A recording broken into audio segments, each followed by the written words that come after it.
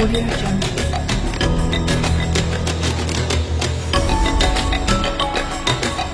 Audio Jungle.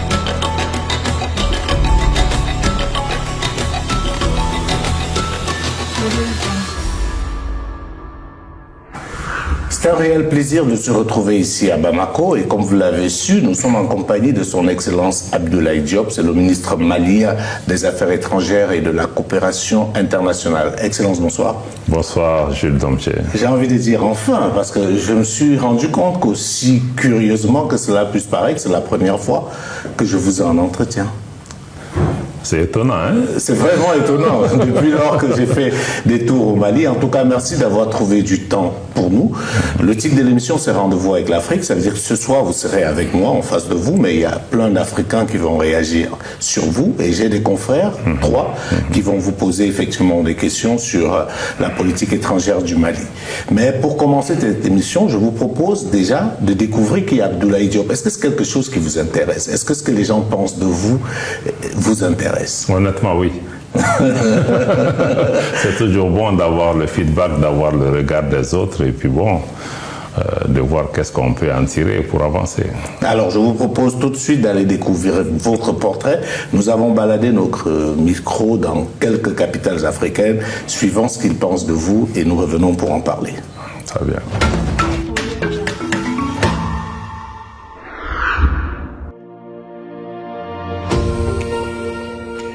Connaissez-vous le monsieur qui est sur la photo? Oui, c'est M. Abdoulaye Diop, le ministre malien des Affaires étrangères et de la coopération internationale. Abdoulaye Diop, le ministre des Affaires étrangères du Mali. Dans cette figure me dit rien. C'est le ministre des Affaires étrangères du Mali. Il s'agit bel et bien de M. Abdoulaye Diop. Oui, je le connais très bien, Abdoulaye Diop. Non, je ne connais pas cette personnalité. Je pense que c'est le ministre des Affaires étrangères du Mali. Il s'appelle Abdoulaye Diop. Actuellement, il est ministre des Affaires étrangères, la coopération internationale du Mali. Non, je ne connais pas. Abdoulaye Diop, ministre des Affaires étrangères du Mali. C'est le ministre des Maliens, des Affaires étrangères. Non, je le connais. C'est M. Abdoulaye Diop, le ministre des Affaires étrangères et de la coopération internationale. Je connais Abdoulaye Diop depuis le temps de d'Ibeka. C'est un homme de 60 ans, diplomate de carrière. C'est un diplomate chevronné. C'est un homme intègre. Ce qui est remarquable chez lui, c'est que dès sa naissance, il était déjà promis à être un homme ouvert au monde. Malien né au Congo, formé en Algérie et en France. Qui est un produit de l'ENA d'Alger. Vraiment, c'est un excellent ministre. Je le vois comme extraordinaire. Il est exceptionnel dans son poste. Il a été ministre des Affaires étrangères sous Ibrahim Boubacar Keïta et il est aujourd'hui ministre des Affaires étrangères sous la transition malienne actuellement. Cela démontre à suffisance qu'il a certaines compétences. Il a travaillé dans les institutions internationales où il a notamment été directeur du programme alimentaire mondial pour l'Afrique. Lorsqu'il est aussi allé au programme alimentaire mondial, je pense, si mes souvenirs sont bons, fait de lui quelqu'un qui maîtrise de grands dossiers. Et vous savez, lorsqu'un régime s'installe, il a toujours besoin de ce que je pourrais appeler des sortes de guides. Chef de cabinet du président de la Commission de l'Union africaine. Et il a été ministre des Affaires étrangères du président Ibrahim Boubacar Keïta. Et il est revenu comme ministre des Affaires étrangères du Mali en 2021. Il a vraiment marqué l'histoire de notre pays ces dernières années à l'échelle continentale. J'ai vu en lui des racines africaines. Des racines africaines, une tête africaine, une volonté africaine, un combat africain. Dans un cadre de mondialisation où l'Afrique est en perdition. Vraiment, la diplomatie malienne ces dernières années, vraiment, ça a vraiment rehaussé le niveau. C'est un habile négociateur. Ouais. Il a représenté les intérêts du Mali, de l'État malien plusieurs fois. En 2015, il faisait partie des signataires de l'accord pour la paix et la réconciliation signé entre l'État malien et les groupes armés. Il se bat pour le Mali. Abdoulaye Diop fait partie de ceux-là qui s'inscrivent dans l'histoire comme les marquants de la rupture entre un passé paternaliste français et une souveraineté désormais conquise. Il fait la fierté du Mali. Abdoulaye Diop que nous connaissons, que nous avons connu sous le régime d'Ibeka, est-ce que c'est le même Abdoulaye Diop qu'on voit dans la période transitoire. Et ce qui me plaît chez lui, c'est son franc-parler. C'est un ministre qui parle trop. Il a la particularité de dire ce qu'il pense, comme il le pense. C'est un ministre qui est très tenace, qui affronte toutes les difficultés, n'est-ce pas, que l'AES a en ce moment avec l'Europe. Et il, droit dans ses bottes, dit ce qu'il pense, il a la tête sur les épaules. Ça dit ce que les autres ont peur de parler ou hésitent de dire, c'est ce que lui, il est capable d'aller dire partout dans le monde, partout dans le monde entier. Et donc, je le connais, un défenseur fervent du Mali de l'AES. C'est un diplomate qui représente les intérêts de l'État malien. C'est la position des dirigeants maliens à l'heure actuelle qui challenge la France depuis un moment pour les faire reculer dans leur position historique en Afrique. Et il est vraiment leur porte-voix, il le fait vraiment comme un vrai Sherpa.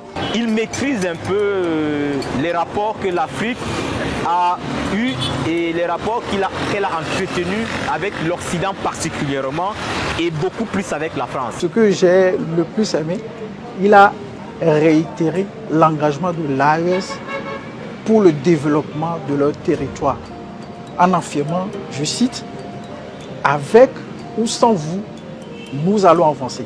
Si les Européens ne sont pas là, les Chinois seront là, les Russes seront là, les Australiens seront là. Aujourd'hui, nous ne sommes mariés à personne. » Fin de citation. Son discours aux Nations Unies où il a défendu l'intégrité territoriale malienne. Je le connais surtout comme un ouvrier de l'intégration africaine, comme un diplomate au service de son pays. C'est quelqu'un qui a ses racines et ses pieds ancrés sur le territoire africain. Et en cela, ses prises de position ne sont que naturelles.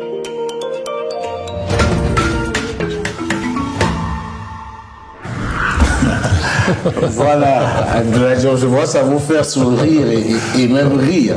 Alors, ça, ce sont des Africains, des gens qu'on a pris comme ça, au pif, dans la rue, au Burkina Faso, au Cameroun, au Togo, et si je ne m'abuse, il y a un autre pays. Alors, qu'est-ce que cela vous inspire, ce que vous venez de suivre? Bon, naturellement et très honnêtement, je pense que ça fait plaisir de voir un peu que notre travail est perçu et suivi par des Africains que nous ne connaissons pas dans les rues ici à Yaoundé, à Brazzaville ou au niveau du Burkina Faso. Mais en même temps aussi, ça fait peur parce que ça veut dire que tout ce que nous faisons quand même est suivi par les gens, créer des attentes, des espoirs que nous ne devons pas décevoir. Je n'ai pas entendu beaucoup de critiques négatives, je ne sais pas si tu les as gommées. Peut-être que ça viendra, j'aurais bien voulu en avoir, parce que le but c'est d'être transparent, mais on a essayé effectivement de faire le tour comme ça, comme vous voyez c'est en pleine rue, donc on n'a pas le temps de briefer les gens. Et ce qui m'a marqué, c'est que vous êtes connus. Il y a à peine 2 personnes qui ne semblaient pas vous connaître, mais vous êtes connus. Oui, ça, j'ai remarqué ça. Je pense que c'est vraiment un plaisir de savoir que, bon, vraiment, au-delà du Mali, que tout ce que nous disons, je vois des gens qui sont capables pratiquement de citer littéralement ce que je dis. Mais je pense que cette mobilisation vraiment réconforte beaucoup parce que nous, dans le travail au quotidien, on se bat pour notre pays, on se bat pour ses intérêts. Bon, si d'autres se reconnaissent dedans, je pense que ça ne peut être que réconfortant. Est-ce qu'il y a eu quelque chose dans ce portrait qui n'est pas vrai? Parce qu'on a laissé sans filtre. Les gens connaissent vos carrières. Moi, j'étais surpris de voir les gens qui connaissent vos carrières mieux que moi qui suis journaliste, qui disent partout où vous êtes passé. Est-ce que tout ce qui a été dit est vrai? Bon, je peux attester que tout ce qui a été dit est vrai, sauf la personne qui a dit que je parle trop, je ne sais pas s'il a raison. Peut-être qu'il a raison. Enfin, vous vous faites entendre. Moi, je trouve que vous parlez suffisamment, peut-être pas trop, peut-être pas moins, mais vous faites entendre. Alors, il y a dans ce portrait une personne qui m'a interpellé. Il s'est demandé, est-ce le même Abdoulaye Diop qui était déjà ministre des Affaires étrangères sous l'ancien régime qu'on a aujourd'hui? Bon, vous savez, cette question me revient régulièrement. Bon, certains se demandent, est-ce que c'est par opportunisme qu'il fait ceci, qu'il change de position? Mais je pense que plus profondément, ce que je fais, je crois à ça, je crois en ça, mais je pense que fondamentalement, ce sont les circonstances aussi qui font les gens. Voilà, j'ai été dans une autre configuration gouvernementale, dans un autre contexte géopolitique où, bon, j'ai cherché à faire ce que je pouvais faire, du mieux que je pouvais dans ce contexte. Mais aujourd'hui, nous sommes dans un environnement où il y a une nouvelle vision qui cadre bien avec ce que je ressens pour mon pays, ce que je ressens pour l'Afrique. Et je sens que j'ai le coup de franche pour faire ce que j'ai à faire et que les prises de position que j'ai, qui ne sont pas personnelles, qui sont les prises de position du président de la transition, de l'ensemble du gouvernement que j'assume au plan international, et je vois que dans ce travail-là, je suis soutenu par rapport à ce que je fais et que ce que je dis ou fais, je n'ai pas peur de savoir est-ce que demain, si je dis ça, je peux prendre mon avion pour arriver à Bamako sans problème. Donc je pense que aussi se trouver dans un cadre comme ça où vraiment les objectifs sont très clairs, on a les moyens d'action pour pouvoir y aller, et bon, je pense que ça crée d'autres réflexions. Donc je sens une certaine liberté de pouvoir agir, de pouvoir avancer des idées qui, dans d'autres contextes, auraient pu demander plus de prévenance. Donc ça demande aujourd'hui beaucoup plus de courage, beaucoup plus d'ouverture, et aussi de parler avec une plus grande liberté de ton, que voilà, qu'on n'avait pas parce que le contexte géopolitique ou le bon, parce que comme tu l'as dit l'autre jour, on a décidé aussi quelque part de briser les codes, de ne pas rester juste dans la langue de bois. Donc je pense que ça peut amener les gens à se demander, bon, est-ce que c'est le même? Mais je pense que c'est le même, mais dans des contextes différents. C'est comme un joueur de football. Je suis sûr qu'il y a des jours où le joueur de football peut très bien donner parce qu'il y a une configuration, l'entraîneur, les gens qui sont avec lui, on le met dans une autre équipe, peut-être que la performance va être différente. Mais alors, pourtant, c'est le même joueur. Moi, j'ai une question un peu personnelle. Selon vous, pourquoi est-ce que le régime de transition fait appel à vous? Pourquoi est-ce qu'ils vous maintiennent la confiance? Parce que généralement, quand il y a une transition, on ne veut plus rien avoir à faire avec ceux qui étaient là avant. Pourquoi vous, d'après votre expérience? Bon, honnêtement, Jules, est-ce que je suis bien placé pour répondre? Vous pouvez avoir une idée. Oui, bon, pour avoir la réponse. Bon, souvent, il y a aussi des concours de circonstances. Personnellement, j'ai compris que le pouvoir avait besoin de mes talents à un moment donné pour des objectifs précis, et avoir aussi un homme qui a une certaine expérience, voilà, de la pratique diplomatique au Mali, de la pratique diplomatique à l'international, et certainement qui a aussi l'engagement nécessaire, qui a fait preuve quand même d'un engagement nécessaire pour son pays. Bon, écoute, je ne veux pas c'est très difficile de parler de soi. De soi, oui, mais pour nous c'est important. Pourquoi j'insiste là-dessus? Parce que les Africains qui nous regardent, ils ont besoin de comprendre. C'est-à-dire, vous acceptez d'être ministre dans ce gouvernement dans des conditions très compliquées, très difficiles. Pourquoi est-ce que vous prenez ce risque? Parce qu'en réalité, c'est un risque. Vous avez un CV long comme un bras, vous aurez pu faire carrière à l'international où vous aurez voulu, mais vous avez accepté de venir, entre guillemets, mettre les pieds dans le cambouis au moment où le Mali était une destination, disons-le comme ça, risquée. Pourquoi est-ce que vous faites ce pari? C'est vrai, Jules, il y a des risques dans tout. Il y a des risques dans tout. C'est vrai, j'ai une carrière internationale assez intéressante avec peut-être des niveaux de compensation relativement confortables pour quelqu'un. Mais après, on se dit, bon, c'est mon pays. C'est vrai, je suis venu dans un contexte de changement institutionnel, bon, où on a le choix de s'asseoir en spectateur, de regarder la chose, bon, qui aurait pu dégringoler. On aurait pu dire, bon, est-ce que si j'étais dedans, j'aurais pu faire quelque chose? Si je peux contribuer à faire changer les choses, même en échouant, je me dirais quand même que je n'étais pas spectateur, j'étais acteur, j'ai fait du mieux que je peux, que de m'asseoir, de me dire, bon, si j'étais là, j'aurais pu. Donc je pense que pour l'engagement pour nos pays, je pense qu'on ne doit pas hésiter.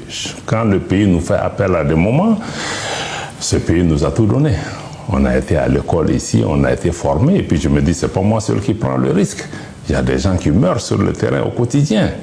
Où est-ce que je veux que mes enfants, mes petits-enfants, ils puissent quand même vivre, avoir un avenir, avoir un pays, avoir une patrie? Donc ce sont des choses comme ça qui résonnent. C'est vrai, dans toutes choses il y a des risques, mais c'est un pari que je veux bien prendre pour mon pays. Ce que je n'aurais pas pu faire, je pense que d'autres viendront pour pouvoir le faire, mais on ne dira pas que, en tout cas, Abdoulaye Diop était là spectateur, après il a fermé la télécommande, il est parti. D'accord. Voilà. Alors, faisons un peu d'histoire. Je veux qu'on revienne au tout début. Quels est, selon vous, les moments les plus difficiles? Ça veut dire quand vous arrivez, l'État malien est vraiment vacillant, acculé de toutes parts, des pressions et tout. Quel a été le moment le plus difficile, vous, en tant que ministre des Affaires étrangères? Quel est le moment où vous avez perdu le sommeil, où vous étiez dans le doute? Quel est ce moment-là? Bon, il y a plusieurs moments. Bon, d'abord, quand on vient dans ce type de situation, bon, je me disais bien au début que, bon, j'ai été ministre, il n'y avait rien de nouveau. Bon, honnêtement, peut-être que je n'ai pas bien estimé la gravité, la difficulté et la complexité de la situation au début. Et après, je me suis rendu compte que le contexte était fondamentalement différent. Le niveau d'adversité était tellement élevé. Et c'est la première fois que notre pays se trouve aussi à la confluence de tant d'enjeux géopolitiques qui impliquent des grandes puissances avec des moyens extrêmement importants et avec pratiquement des menaces dirigées même contre les dirigeants. Donc ça, c'était un contexte extrêmement difficile. Un moment aussi, quand on a commencé, il y a des moments où on était seul. Tout seul en tant que ministre des Affaires étrangères, souvent, tu ne sais pas qui appeler. Est-ce que des gens ne vous prenaient plus au téléphone? Est-ce que vous avez des anciens collègues, des anciens amis, diplomates d'autres pays qui ne vous prenaient plus au téléphone? Est-ce que vous avez vécu ça? Bon, c'est arrivé. Il y a d'autres, je peux vous raconter une histoire d'un collègue avec lequel on a fait un parcours que je considérais comme un ami. Mais bon, quand on était sous sanction, il y a un autre collègue d'un autre pays que je ne citerai pas, que vous connaissez déjà d'ailleurs, qui m'a donc reçu après une réunion régionale dans son pays pour une discussion. Mais ce collègue-là, que je considère comme un ami, l'a appelé pour dire pourquoi tu le reçois chez toi. Et il lui a répondu que si c'était toi aussi, je te recevrais. Et malheureusement, ce collègue qui faisait cette remarque a eu aussi un changement institutionnel dans son pays. Il a dû subir la même situation. Donc souvent, mais je pense que ça fait partie. Ça fait partie. Donc, comme je dis, il y a des moments aussi de solitude. Dans ces choses, il y a des gens qui vont certainement tourner le dos, il y a des gens qui changent de position. Mais tout ça n'est pas irréversible parce qu'aujourd'hui, toutes ces personnes que nous fuyons, enfin, nous courons derrière pour chercher, bon, pratiquement, c'est eux qui viennent en sens inverse parce que je pense que nous avions une direction. C'est vrai que c'était très pénible, on nous a tapé de toutes parts, on a souffert, le pays a souffert, mais je vois qu'aujourd'hui on commence à sortir la tête de l'eau et que bon, les gens nous regardent différemment et que même le contexte géopolitique est en train quelque part aussi de nous donner un cadre d'action plus favorable. Alors, il y a eu la CEDEAO. C'était, si vous voulez, le principal point d'achoppement avec la CEDEAO qui voulait une transition expéditive, qui a prononcé des sanctions et tout. Alors, nous, on veut savoir comment ça s'est passé, parce qu'il y a eu beaucoup de polémiques. Moi qui fais un peu le tour de l'Afrique, j'ai échangé avec des politiques et tout. Comment ça s'est passé au début avec la CEDEAO? Est-ce que la CEDEAO s'est montrée ouverte ou dès le départ, la CEDEAO n'a pas voulu vous écouter? Bon, je dois dire que la première phase de la transition à laquelle je n'ai pas pris part, après les changements qui sont intervenus, je sais que les premiers pas ont été assez conciliants avec la CEDEAO parce que les pays et la CEDEAO ont pu trouver une feuille de route pour pouvoir avancer ensemble, une transition consensuelle, un président civil, un premier ministre civil. Donc, je pense qu'il y avait quand même un espace de travail. Là où les choses ont changé, je pense avec l'arrivée de son Excellence le général d'armée Assimi Goïta, à l'époque au colonel, donc qui a pris un peu les rênes du pays, qui voulait un travail de fondation qui voulait amener le pays dans une autre direction de changement réel et pratiquement de rupture avec certaines pratiques qui existaient. Donc, les choses ont commencé à être compliquées à partir de cet instant. Mais je pense que ce qu'il voulait aussi, c'était l'autonomie du pays parce qu'il voyait qu'on avait fait des choix sécuritaires comme des choix en matière de développement qui ne nous amenaient que dans le mur, on ne va pas s'en sortir et surtout les choix sur le plan sécuritaire allaient amener inéluctablement à la partition du pays. Et je pense que ces éléments ont contribué certainement et la CEDEAO n'avait pas une bonne lecture de la situation. Sa seule lecture était organiser des élections pendant que nous parlions de reconstruire un État. Donc je pense que ces deux visions allaient de manière antagoniste. Est-ce que c'est un problème de lecture? Est-ce que c'est... Parce que les gens qui ont lu un peu la situation ailleurs, ce sont les mêmes qui ont lu ici. Est-ce qu'il y avait seulement un problème de lecture de la CEDEAO? Il y avait un problème de lunettes, certainement. Hein? Il y avait un problème de lunettes parce que nous pensons que c'était des lunettes peut-être françaises ou autres qui étaient utilisées pour regarder notre situation. Il y avait beaucoup d'interférences extérieures parce que le problème que nous avions ici, c'était essentiellement avec l'ancienne puissance coloniale, donc qui instrumentalise nos organisations pour obtenir un certain nombre d'éléments. Donc je pense que ça, ce n'était pas un secret pour nous, parce que comme je l'ai indiqué, il y a des responsables qui sont venus nous voir pour nous dire, bon, nous, chassez les Russes, et puis dites-nous de combien d'années de transition vous avez besoin. Et on va demander à la CEDEAO de vous foutre la paix. Donc à partir de cet instant, il y a des actes qui sont posés, les fermetures des frontières, et essayer de créer des sanctions économiques, physiques, pour amener à des renversements, je ne pense pas que les pays voisins, des pays frères, puissent avoir intérêt à faire ce type d'ajustement s'il n'y a pas d'autres enjeux. Surtout que ces pays souffraient autant des sanctions contre le Mali que le Mali. Quand on regarde tous ces pays, quand on voit le niveau d'interdépendance de ces pays, sanctionner le Mali a aussi pénalisé dans une certaine mesure le Sénégal, la Côte d'Ivoire et tout. Donc on était un peu curieux de savoir tout ça. Alors on se plaint aussi souvent du fait que le Mali accuse trop la France, le Mali voit trop la France. Est-ce que vous comprenez ceux qui formulent ce type de critique? Bon, je pense qu'il y a beaucoup qui le disent. Hein. Bon, nous-mêmes, de plus en plus, on essaie vraiment de ne pas centrer tous nos problèmes autour de la France, même si la France est au centre de beaucoup de problèmes dans nos pays. Parce que c'est la base. Parce que nous, le problème fondamental qu'on a, c'est par rapport à l'unité de notre pays. Et nous savons que la France a une main pour soutenir des groupes qui cherchent la partition du pays.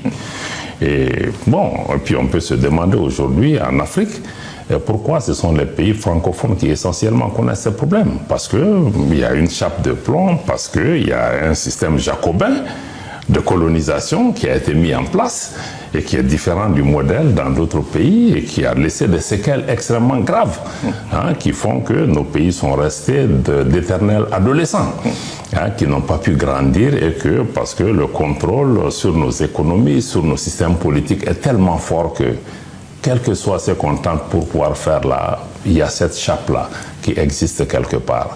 Mais encore une fois, je pense qu'il ne faut pas tout mettre sur la France parce que il y a quelques jours, j'étais dans une conférence, je disais la même chose que bon, nous-mêmes, nous sommes comptables.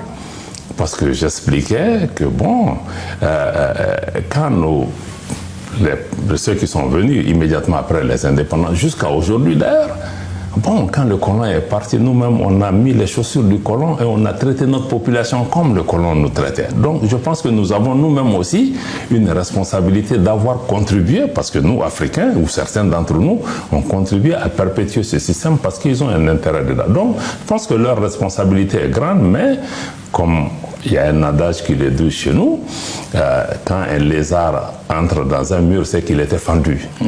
Donc, je pense que nous avons créé le terreau à cela. Alors, je voudrais revenir sur un point précis. C'est-à-dire que pourquoi, à un moment donné, vous refusez la France? Pourquoi vous refusez les deals de la France? Parce que quand la France sent qu'elle est en train de perdre pied, elle entre en négociation, elle essaye effectivement de vous convaincre de rester avec elle au détriment notamment des Russes. Pourquoi à ce moment-là, vous refusez la main tendue de la France? Bon, je tiens juste à clarifier un peu. Nous ne sommes pas contre la France. Nous ne rejetons pas la France. Nous avons des liens historiques entre la France et l'Afrique, entre la France et le Mali. Nous nous exprimons en français. Nous nous exprimons dans leur langue, même quand nous sommes fâchés contre eux, nous le disons en français. Bon, donc je pense que entre les peuples français et les peuples africains, il y a des liens qui sont extrêmement forts. Notre problème, c'est vraiment sur le plan politique. C'est des décisions politiques. C'est des décisions de l'État français qui posent problème par rapport à son attitude vis-à-vis de nous. Et en nous traitant d'une façon condescendante, irrespectueuse, et aussi de penser pratiquement que nous ne sommes pas des États souverains, qu'elle peut décider pour nous.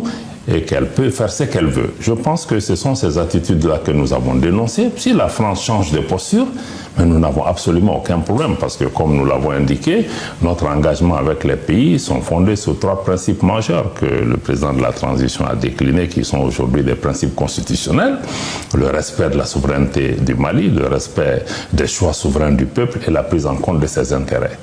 Tout pays, y compris la France, qui observe ces lignes, nous n'avons pas de problème de nous engager avec ces pays, mais ça doit se faire dans la sincérité. On ne peut pas travailler avec le Mali, contribuer à répandre le terrorisme, aider des groupes séparatistes qui cherchent la partition du Mali et en même temps être ami du gouvernement pour la stabilité. Mais la France recuse ça. La France dit que ce sont des accusations fallacieuses, que vous n'avez pas d'éléments de preuve qui pourraient prouver, permettez-moi de dire ça comme ça, son implication par rapport au développement du terrorisme ou son soutien aux groupes armés. Où en est-on avec cette histoire de preuve que le Mali détiendrait contre la France? Bon, ce que nous avons, il y a des tonnes de preuves. Je crois que le gouvernement a déjà fait un communiqué avec une liste d'infractions ou des violations de notre espace aérien, de transport de groupes terroristes sur notre territoire. Je pense qu'il y a énormément d'éléments qui se passent sur le terrain. Je vous rappelle que le président Goïta, ses compagnons et d'autres ont été sur le terrain témoins d'actes de duplicité sur le terrain par rapport à ça. Et je pense que les actes de déstabilisation qui sont venus après, parce qu'on a fait d'autres choix politiques, sont bien documentés, sont légion. C'est pourquoi d'ailleurs, en août 2022, nous avons fait porté une plainte officielle devant le Conseil de sécurité des Nations Unies pour qu'il y ait une session spéciale pour pouvoir présenter ces éléments de preuve. Bon, nous sommes en 2025, où en est-on? Bon, le Mali n'est pas membre du Conseil de sécurité des Nations Unies. Je pense que nous avons fait une plainte et la France elle-même à ce jour n'a ni dit ni oui ni non à cela. Je pense que s'il y a d'autres déclarations qu'on veut faire, je pense que c'est mieux qu'on ait cette session. D'ailleurs, aujourd'hui, je pense que nous avions mis en cause la responsabilité de certaines puissances par rapport au soutien au terrorisme. Aujourd'hui, le directeur national du renseignement américain est sorti publiquement pour reconnaître quand même que des pays comme les États-Unis et certainement d'autres pays occidentaux ont apporté un soutien direct à des groupes terroristes. Donc, je pense que ce qu'on dit à l'époque, que les gens pensaient qu'on était des illuminés, qui sortaient des bois, aujourd'hui, des officiels américains, y compris leur président et d'autres officiels, commencent à admettre. Nous espérons que, nous, on n'a pas de doute là-dessus. Et ceux à qui on parle aussi savent de quoi nous parlons. Donc, c'est une question d'avoir une session ici et là. Ça veut dire que la France même n'était pas seule. Beaucoup d'autres puissances on la met dans la Constitution, la formation, l'action de ces groupes terroristes. Comme notre président le dit, il ne faut pas qu'on soit naïf. Aujourd'hui, le terrorisme est utilisé comme un instrument de déstabilisation de nos pays. Autrefois, on cherchait des rébellions, on cherchait des manifestations dans les rues, on utilisait les syndicats. Mais aujourd'hui, si on ne fait pas ce qu'ils souhaitent qu'on fasse, mais subitement, ces groupes sont formés, sont activés pour pouvoir... Ça, le terrorisme est essentiellement un objectif politique qui est visé. Alors, qu'est-ce que vous répondez à Emmanuel Macron qui vous accuse d'ingratitude? Selon lui, le Mali ne serait plus un État si la France n'avait pas intervenu. Je pense que la France ne serait pas un État non plus si le Mali et l'Afrique n'étaient pas intervenus à l'époque pour pouvoir se battre pour la liberté de la France. Je pense qu'entre États, on n'est pas des questions de gratitude ou d'ingratitude, parce que toute vie humaine est importante. Mais on parle de quoi? Bon, il y a une cinquantaine de soldats français qui ont perdu la vie ici. Je m'incline devant leur mémoire. Mais quand on parle des tirailleurs africains, y compris maliens, qui sont morts pour la liberté de la France et de l'Europe, mais c'était dizaines de milliers. Donc, ceux qui parlent, ils doivent aussi se remémorer et connaître leur propre histoire avant de s'engager dans ce type de considération. Donc, mais je pense que ceci dénote encore une fois que les gens ont des attitudes condescendantes vis-à-vis de l'Afrique. Je pense que c'est qu'on nous répond. Est-ce que la France a la même attitude vis-à-vis des États-Unis, qui ont aussi sauvé la France. Donc je pense qu'on n'est pas dans des considérations de cette nature-là. Et puis ceux qui sont venus, mais ils sont venus pour leurs intérêts. Ils sont venus pour leurs intérêts. Il n'y a pas de cadeau qu'on fasse à quelqu'un. Donc je pense que quand les États s'engagent, il ne faut pas qu'on soit dans des attitudes de paternalistes, de dire qu'il faut que chaque fois quelqu'un vienne. Vous n'avez pas dit merci. Hein? Vous ne savez pas dire merci. Non, on a dit merci. Non, merci se fait parce qu'il y a des gens qui sont venus, il y a des gens qui ont perdu la vie dans quelque chose. On n'a pas dit que ça, ce n'est pas important. Mais, en définitive, la position du Mali, ce n'est pas sur cette question de reconnaissance, c'est de dire que est-ce que ce pourquoi vous êtes venu, vous avez contribué à le régler ou à l'aggraver.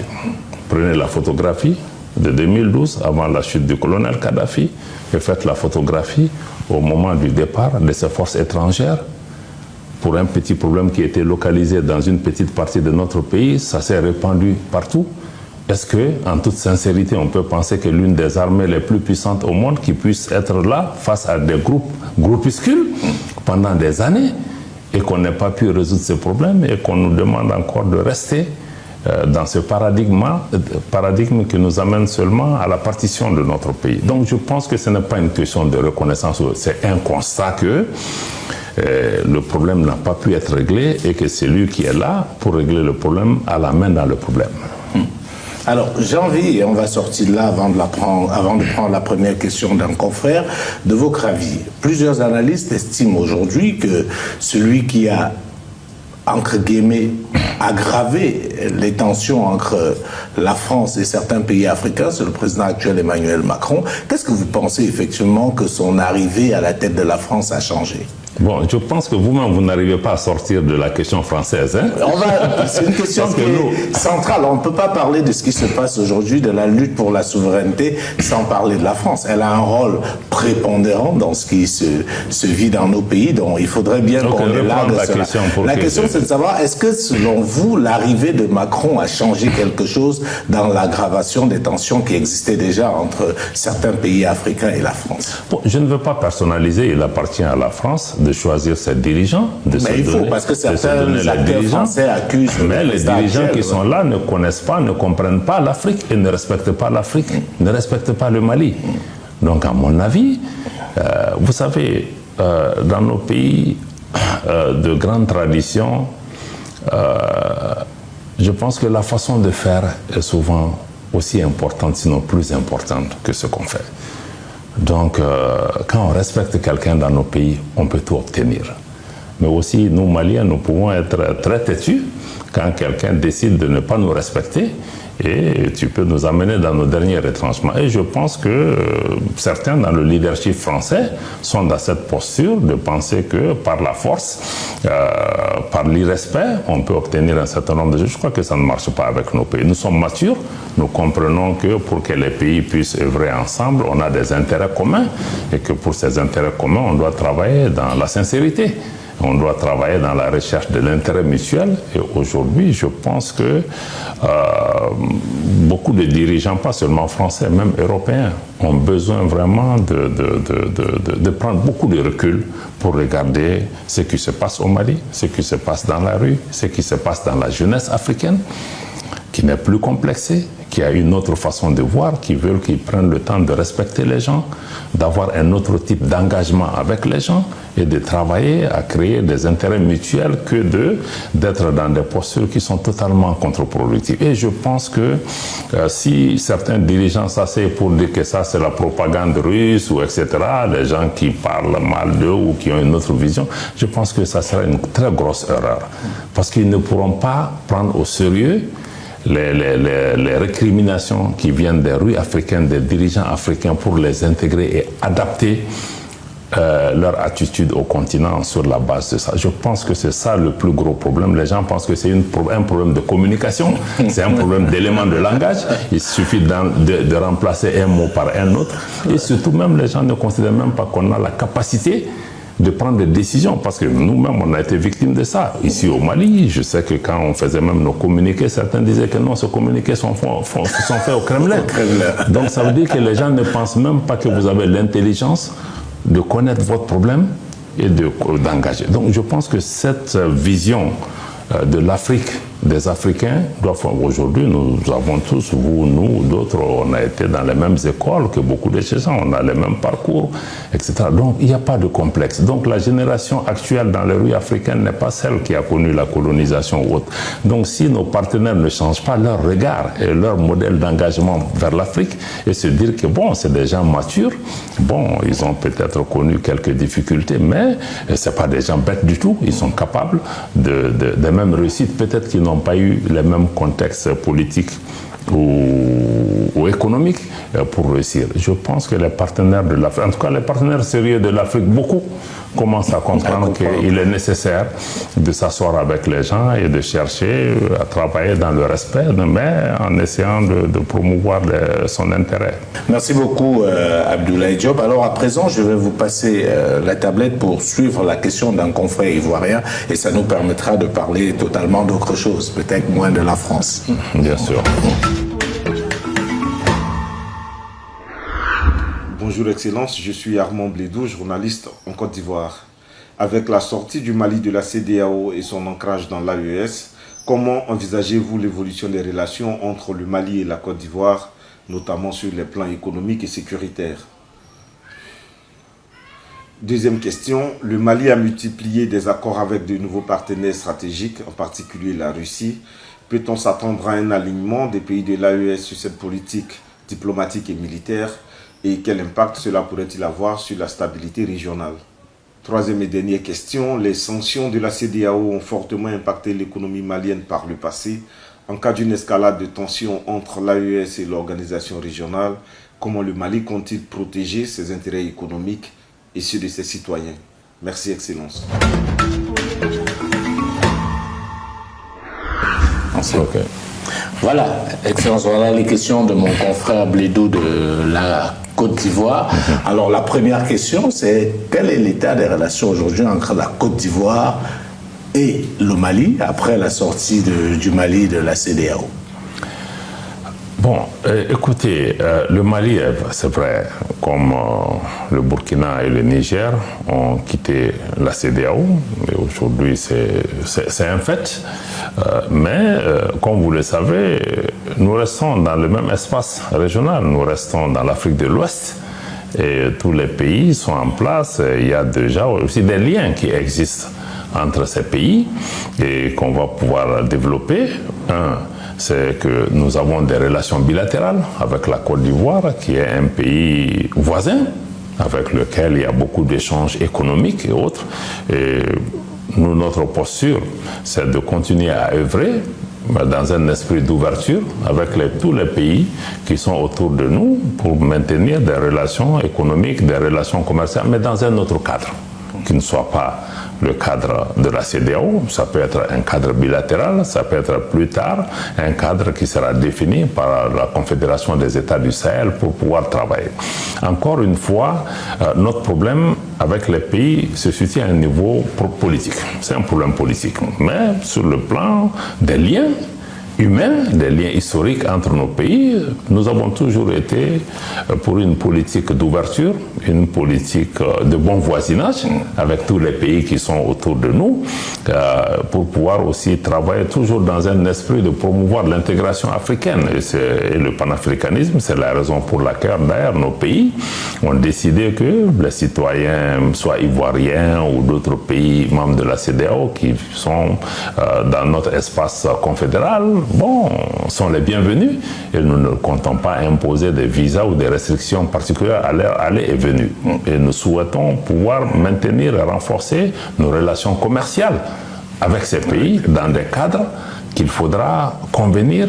Et par rapport à ça, je pense que les pays peuvent continuer à travailler sur leurs relations dans un cadre bilatéral. Et aussi, le Mali et la Côte d'Ivoire sont tous des États membres de l'Union économique et monétaire ouest-africaine, qui est un marché commun, donc qui offre toutes les garanties nécessaires par rapport aux échanges économiques, commerciaux et humains entre les pays. Donc, là, vous me tendez une perche, parce que beaucoup de gens n'ont pas compris qu'il n'y ait pas aussi une sortie de l'UEMOA et qui pensent que c'est incomplet de sortir de la CEDEAO tout en restant dans l'UEMOA. Qu'est-ce que vous répondez à ça? Bon, j'ai entendu beaucoup ce type de considérations, mais ce qu'il faut noter, c'est que avec la CEDEAO, nous avons estimé qu'une ligne rouge a été franchie dans la mesure où nous appartenons à une organisation, la Communauté économique des États de l'Afrique de l'Ouest, avec abandon de souveraineté, c'est-à-dire qu'il y a beaucoup de compétences de l'État malien qui ont été dévolues à cette organisation et que malheureusement, cette souveraineté que nous avons transférée à cette organisation est utilisée en retour comme une arme contre notre pays, y compris avec des menaces d'intervention militaire et d'agression de nos pays par d'autres puissances extérieures sous couvert de la CEDEAO. Sinon, si le Mali devait sortir de la CEDEAO, je pense qu'il était question de pouvoir même quitter quand notre pays était sous sanction. Bien sûr. Mais pourtant, nous sommes restés parce que nous voulons donner toutes les chances d'un travail en commun, mais nous sommes arrivés à la conviction que la CEDEAO constitue une menace, y compris une menace militaire existentielle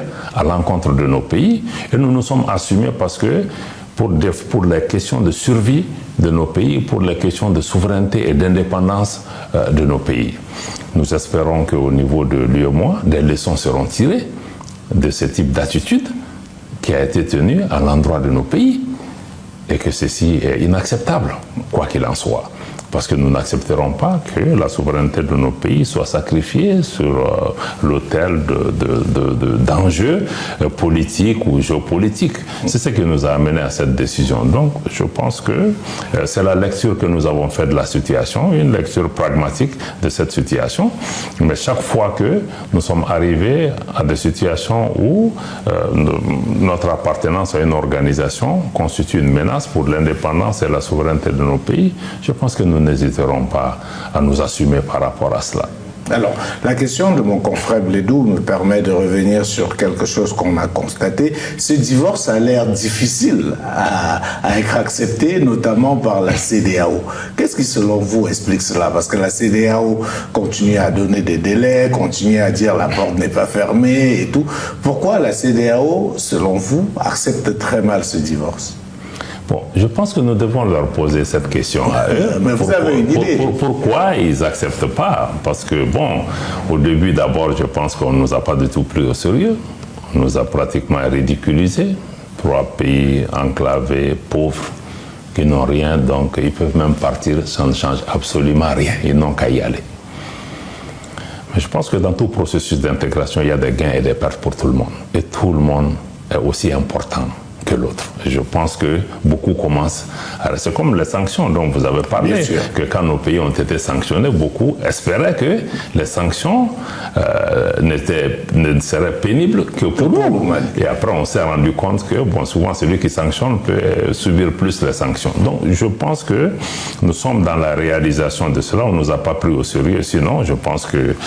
et puis, même les mesures qui ont été prises contre nos pays ont été vraiment très injustes. Très injuste pour essayer de changer les régimes dans les pays, pour essayer de nous amener dans des limites qui n'étaient pas acceptables. Bon, aujourd'hui, je vois qu'il y a une autre lecture de la situation, mais le train est déjà passé. Nos États se sont assumés. Nous continuons notre travail dans le cadre de la Confédération des États du Sahel. La Confédération des États du Sahel, encore une fois, je rappelle, nous ne sommes pas établis contre la CEDEAO, ni contre aucun peuple, aucun pays de la région. Nous sommes constitués en cette confédération parce que nous faisons face à la même menace existentielle qu'est le terrorisme et nous nous sommes organisés parce que nous avons aussi la même vision, nous avons aussi des similitudes sur le plan culturel, économique, etc., et même sur le plan des caractéristiques physiques appartenant au Sahel. Donc il y a un certain nombre de liens parce que cet espace qu'on appelle le Liptako Gourma a existé avant l'AES, parce que c'était un espace... Donc je pense que nous ne sommes pas là pour être contre des gens, contre des populations en particulier, mais c'est un objectif précis, travailler pour la sécurité de nos pays, travailler pour renforcer l'intégration économique entre nos pays, mais nous avons indiqué que nous restons ouverts à travailler, à maintenir des relations avec tous les pays de cet espace. Ouvert, ça veut dire quoi? Est-ce que pour vous, aujourd'hui... Ouvert en étant dehors. Voilà, ouvert. Ouvert en étant dehors. Donc il n'y a plus de retour possible. C'est un chemin de non-retour qui a été emprunté avec l'AES. Un chemin de non-retour, mais si je dis ouvert, il faut que les uns et les autres aussi, qu'on commence à s'écouter, à se prendre au sérieux. Parce que quand on dit qu'on s'est retiré, c'est qu'on s'est retiré. Aujourd'hui, nous avons constitué cet ensemble qu'est la Confédération des États du Sahel. Pour nous, toute discussion doit se situer aujourd'hui dans le cadre d'une discussion entre l'AES et la CEDEAO, en tant qu'entité à part, mais qui reste ouvert à maintenir des relations pacifiques, des relations de voisinage, des relations économiques avec d'autres pays de la CEDEAO, relations qui préservent d'abord les intérêts des populations. Parce que nos différents politiques ne veulent pas dire que nous sommes opposés sur tout. Nos peuples sont unis. Je peux même dire qu'on a un peuple ou des peuples ouest-africains qui sont unis, qui ont des liens qui n'ont pas commencé qu'avec la CEDEAO.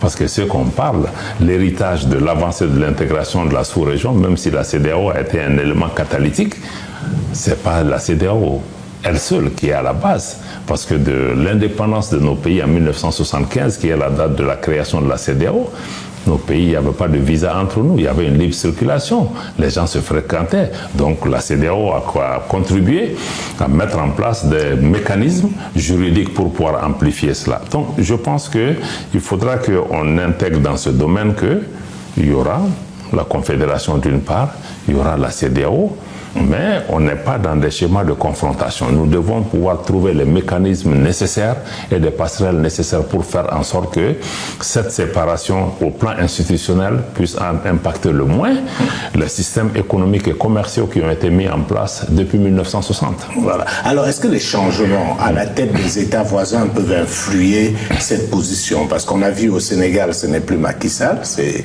Diomaye Faye qui est arrivé. Au Ghana, c'est un nouveau président qui est arrivé. Il peut arriver que cette année, à la fin de l'année en Côte d'Ivoire, on ait un nouveau président, parce que si les problèmes sont au niveau politique, ça veut dire que ce sont les dirigeants de ces pays-là qui ont peut-être des lunettes du passé. Est-ce que s'il y a un changement de cap avec des nouveaux dirigeants qui arrivent, l'AES peut revenir sur sa position?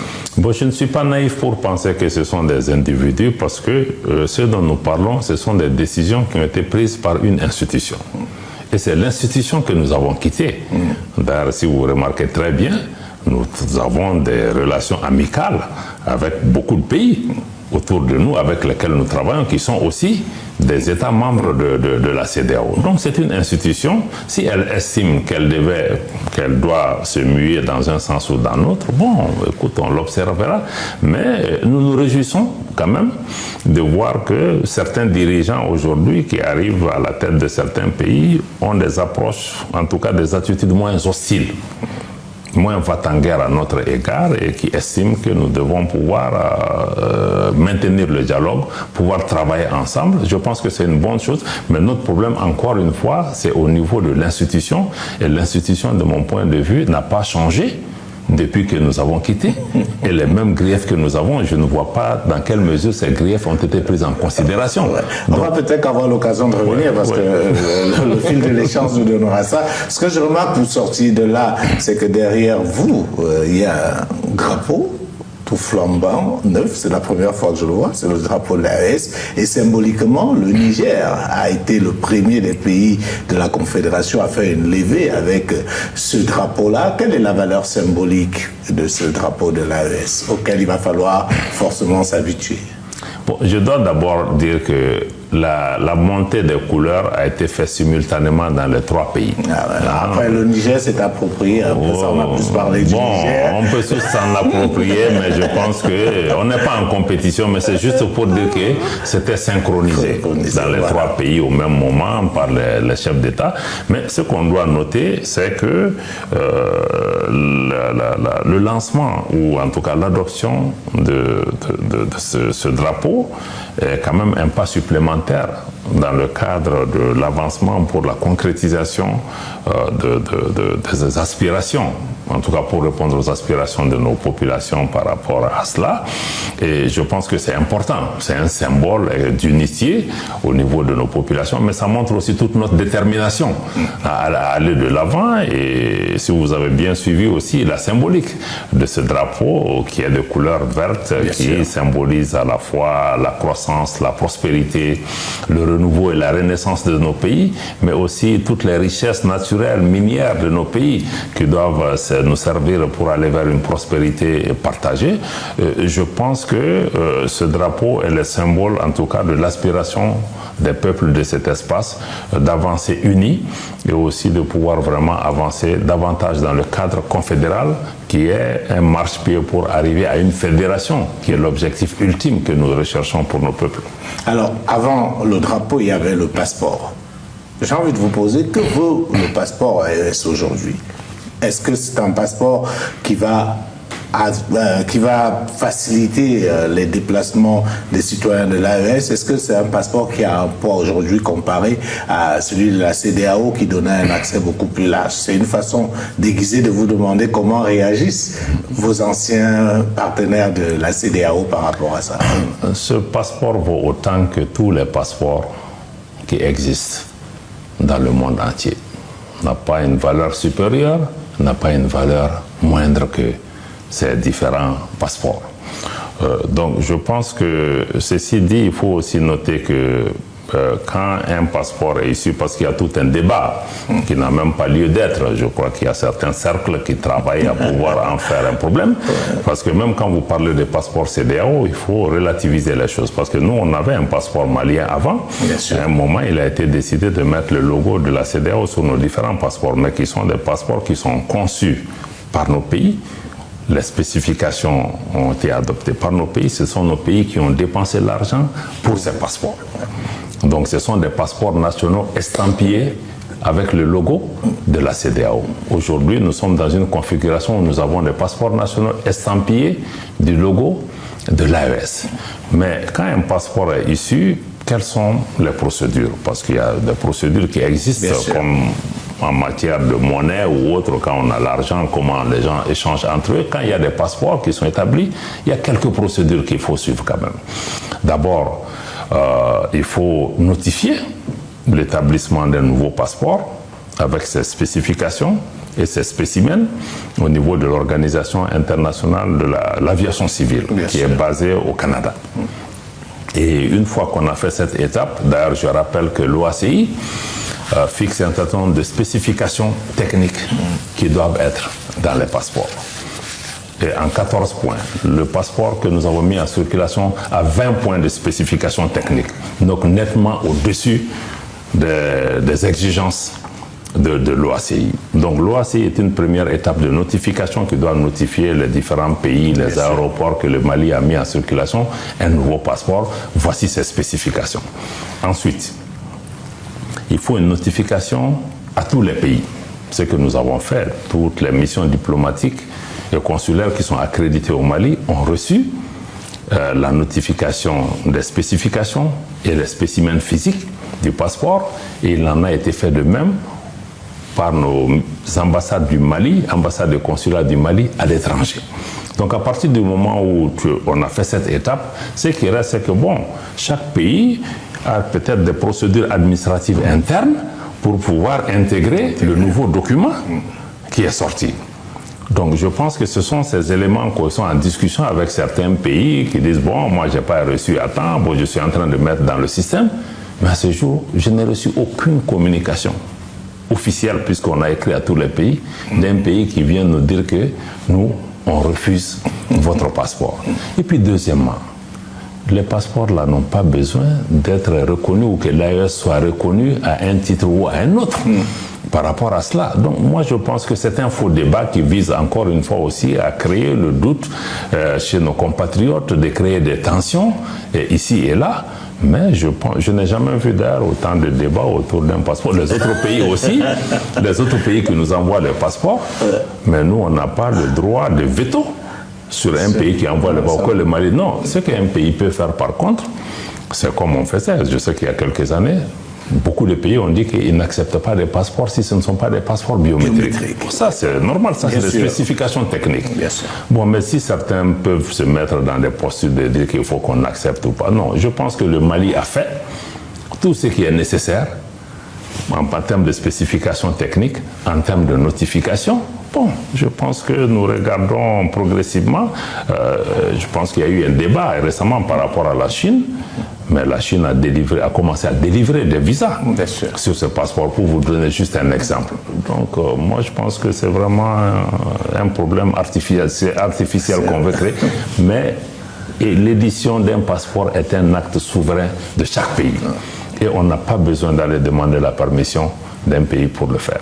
Alors, mon confrère a parlé de la coopération, du changement de partenaire et la coopération avec la Russie notamment, et il se demandait est-ce qu'il y a une forme d'harmonie entre les pays de l'AES par rapport au choix de ce partenaire sécuritaire stratégique qu'est la Russie.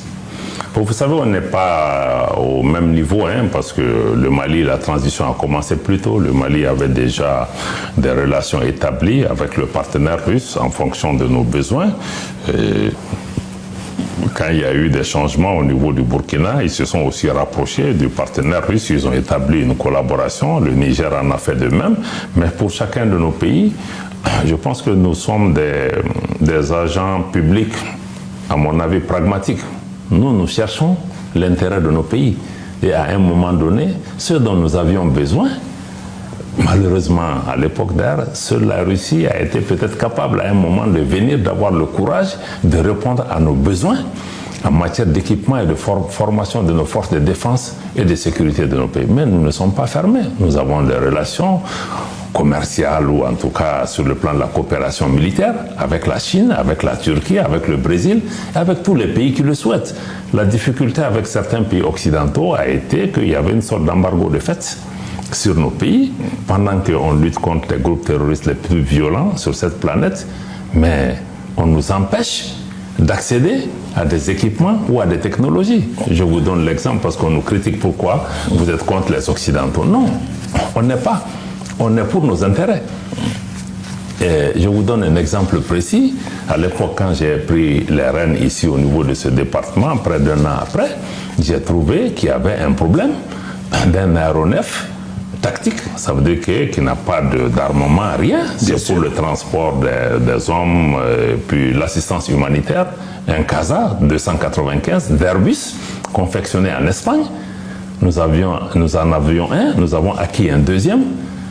Mais il a été livré un an après le délai de livraison initial qui était prévu parce qu'il y avait une petite pièce dedans, un transpondeur qui permet de localiser l'avion pour les satellites et qui était de Boeing, qui est américain.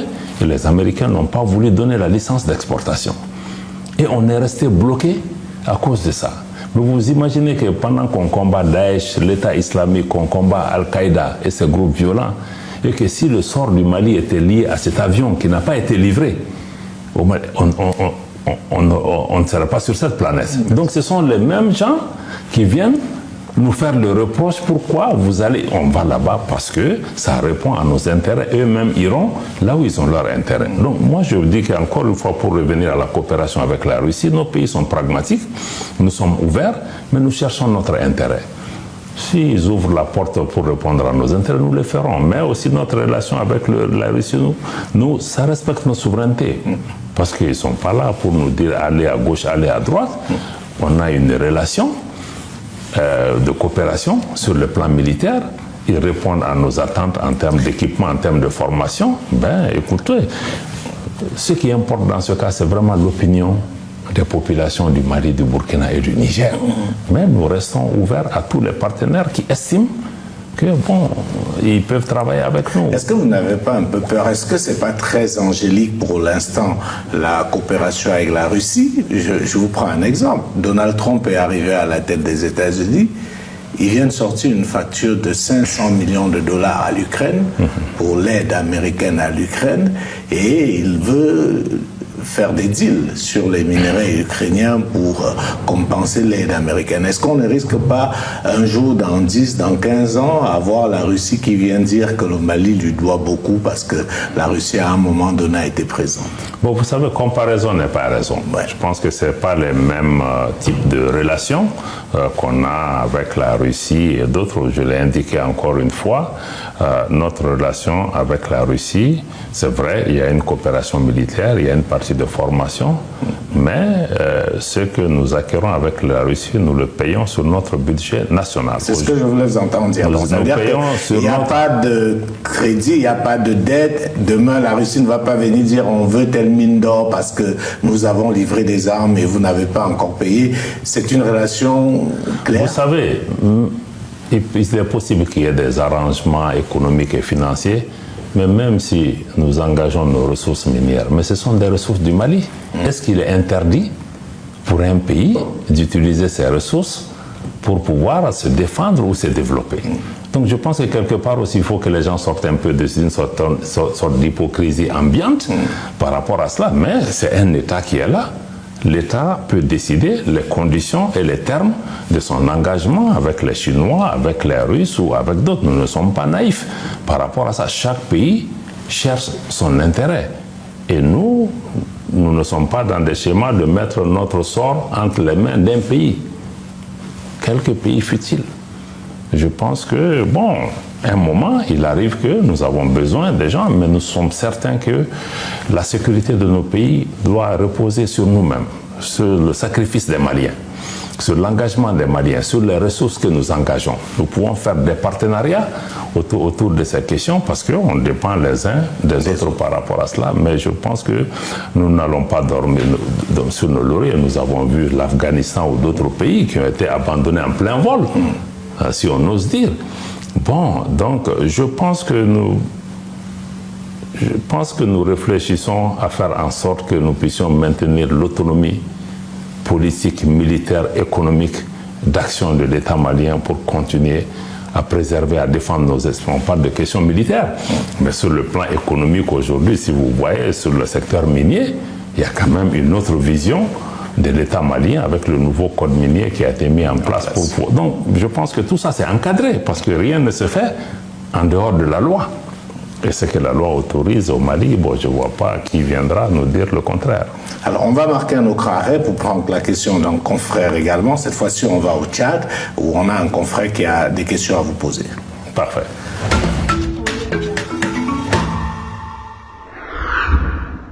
Bonjour aux millions de téléspectateurs de Vox Africa. Je suis heureux de participer à cette émission à travers mes questions dont je poserai tout à l'heure. Premièrement, je suis Baudouin Niobé, journaliste et directeur général de Tchad 24. Tchad 24, c'est dans le bouquet Canal Plus 415. Alors, monsieur le ministre Abdoulaye Diop, que j'admire énormément, qui est très prolixe et dans ses interventions, je voudrais d'abord orienter ma question sur le plan de la coopération internationale, monsieur le ministre. Comment le Mali entend-il renforcer ses relations diplomatiques avec les autres pays africains et internationaux? Ça, c'est sur le plan de coopération internationale. Sur le plan de la sécurité régionale, monsieur le ministre, je voudrais savoir quelles sont les stratégies mises en place pour lutter contre le terrorisme et les menaces à la sécurité dans les régions du Sahel. Vous savez que ces régions sont en proie à la sécurité. À l'insécurité, je vous apprends rien. Votre pays en est un exemple, monsieur le ministre. Alors la troisième question pour monsieur le ministre, toujours monsieur le ministre, sur le plan du développement économique, quels sont les principaux défis économiques auxquels le Mali est confronté aujourd'hui et comment le ministère des Affaires étrangères contribue-t-il à leur résolution sur le plan pratique et concret? Ça, c'était les questions que j'avais pour vous, monsieur le ministre. J'espère pouvoir avoir des réponses favorables. Merci.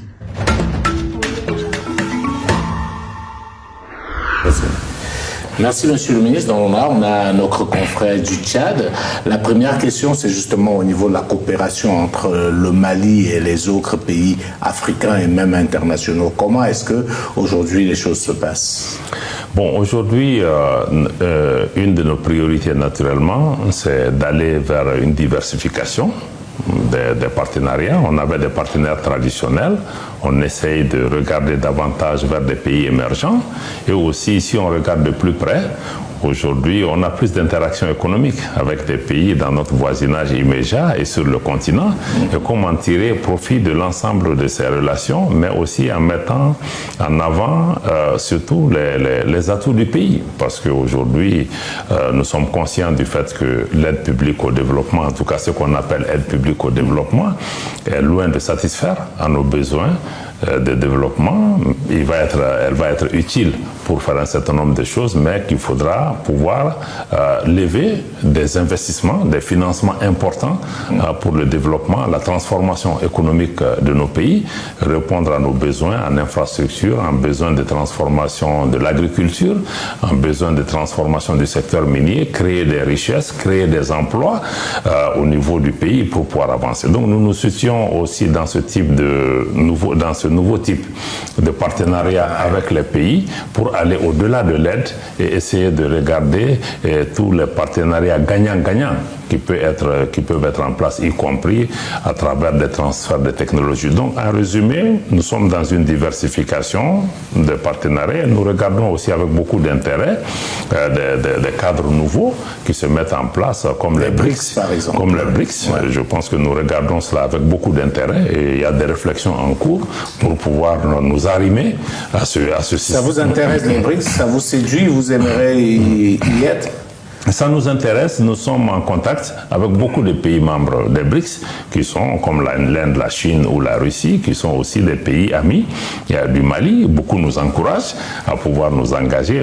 Il y a des réflexions aussi en cours au niveau de l'AES, mais nous estimons que les BRICS peuvent offrir une alternative. D'abord pour aller vers un monde multipolaire, mais aussi sur le plan économique, les BRICS offrent aussi des opportunités de financement du développement dans nos pays. Alors, Monsieur le ministre, l'autre aspect de la question concernait la lutte contre le terrorisme au sein du Sahel.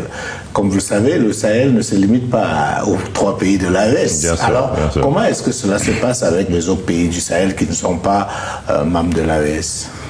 Bon, d'abord pour la lutte contre le terrorisme, il y a des questions de définition d'abord avant de pouvoir même parler de l'efficacité de tout ce qui est en cours, parce qu'il faut avoir la même compréhension de l'ennemi que nous combattons. Et quand on regarde un peu ce que nous on appelle terrorisme dans notre région, qui a été le Mali, et comme les autres, nous avons nous-mêmes été victimes de ce terrorisme qui a été exporté sur notre territoire depuis un pays voisin et depuis aussi l'intervention en Libye. Bien sûr. Voilà, qui nous a amenés dans cette situation. Et, conséquemment, nous avons perdu, comme je l'ai indiqué, pratiquement la moitié de notre territoire.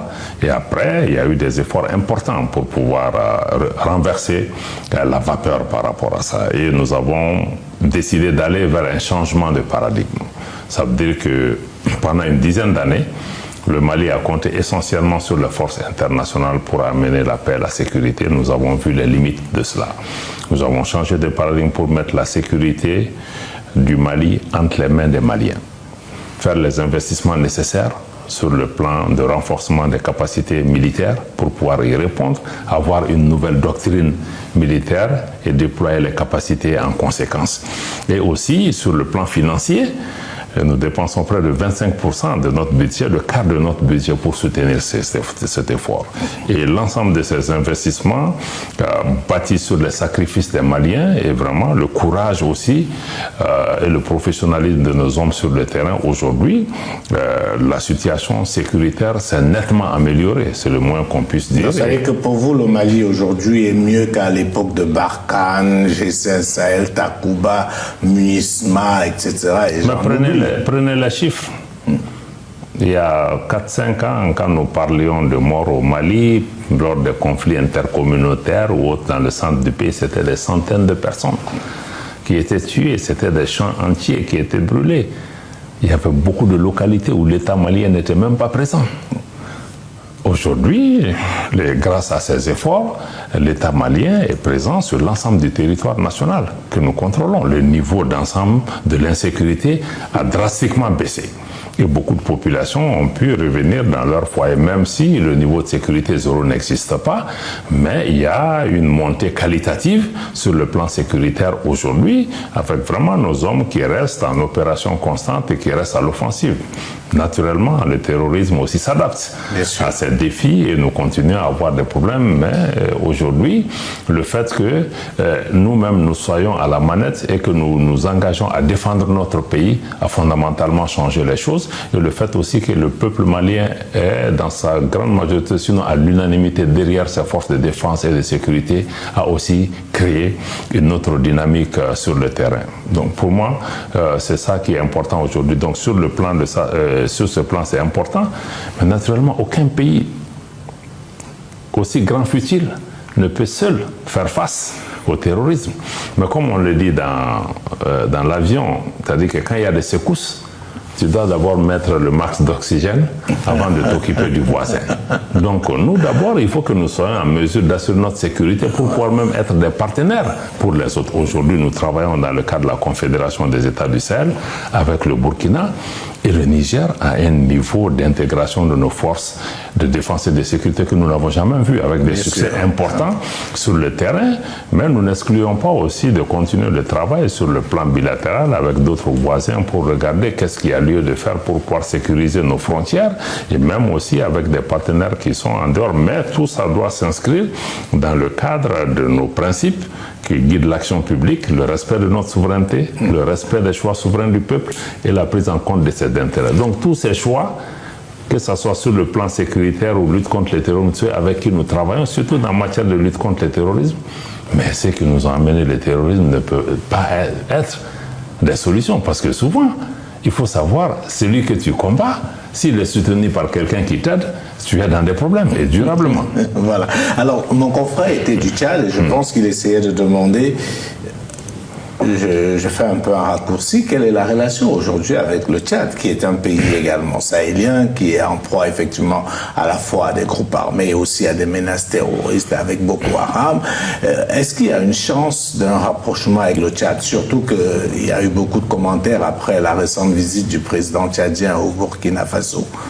Bon, je dois dire que le Mali n'a pas de problème particulier avec le Tchad. Nous sommes des pays sahéliens, nous sommes des pays frères qui ont toujours entretenu des relations qui datent même de la période précoloniale. Et je dois aussi payer un tribut pour les braves soldats tchadiens qui ont perdu la vie au Mali, et avec beaucoup de courage, y compris l'actuel président qui s'est battu au sein des unités qui étaient déployées dans le nord du Mali. Le Mali et le Tchad appartiennent au même ensemble, nous avons un destin commun parce que nous faisons face aux mêmes défis et nous restons convaincus que c'est entre pays africains unis et travaillant ensemble que nous pouvons aller de l'avant. Et nous faisons face aux mêmes défis. Malheureusement, quand nous avons commencé ce combat, il y a beaucoup de pays africains qui nous regardaient de la fenêtre en pensant que ça ne les concerne pas. Et progressivement, les uns et les autres commencent à comprendre que ce n'était pas un problème malien. C'était juste une question de temps pour que ça arrive à tout le monde. Donc moi, je ne vois pas de difficultés particulières. L'arrivée du président du Tchad au Burkina, c'est une excellente nouvelle que nos pays travaillent ensemble. Donc on n'a pas de problème particulier. Je suis certain que nous avons des engagements de diverses natures avec le Tchad comme avec d'autres pays africains parce que nous devons rester solidaires. Est-ce qu'on peut imaginer le Tchad rejoindre l'AES? Ça commence à chuchoter un peu. Surtout quand on voit les dernières positions du Tchad vis-à-vis notamment de la France. Ils ont décidé, comme vous avant, de faire partir l'armée française et on voit de plus en plus des positions assez curieuses du Tchad. On parle aussi d'un rapprochement avec la Russie. On voit le président Déby qui va au Burkina Faso, qui est accueilli avec tout ce qui se doit. Est-ce qu'il y a dans les coulisses, vous êtes diplomate, un rapprochement? Est-ce qu'on peut espérer voir le Tchad, parce que rien n'interdit au Tchad d'être membre de l'AES en tant que pays sahélien? Rien. Je pense que le traité même de la Confédération des États du Sahel a ouvert cette possibilité d'adhésion sous certaines conditions et sous réserve d'un processus qui est à suivre. Donc fondamentalement, l'AES n'est pas fermée. Nous travaillons dans le cadre d'une vision panafricaine. Bon, naturellement, le reste appartient au Tchad de prendre les décisions qu'il faut et quand ces décisions seront prises, ça sera apprécié en haut lieu. Est-ce qu'il y a des discussions? À ce stade, pas à ma connaissance, nous n'avons pas de discussion directe avec les autorités tchadiennes sur cette éventualité. À part le Tchad, est-ce qu'il y a certains pays qui toquent déjà à la porte de l'AES? Je me rappelle avoir fait une interview avec votre vis-à-vis du Togo qui disait que le Togo n'exclut pas une éventuelle entrée dans l'AES, et il est même allé plus loin en pensant que le peuple togolais serait favorable à une telle mesure. Est-ce qu'à part ces pays-là, est-ce qu'il y a aujourd'hui des pays qui veulent vous rejoindre, même si c'est encore discrètement?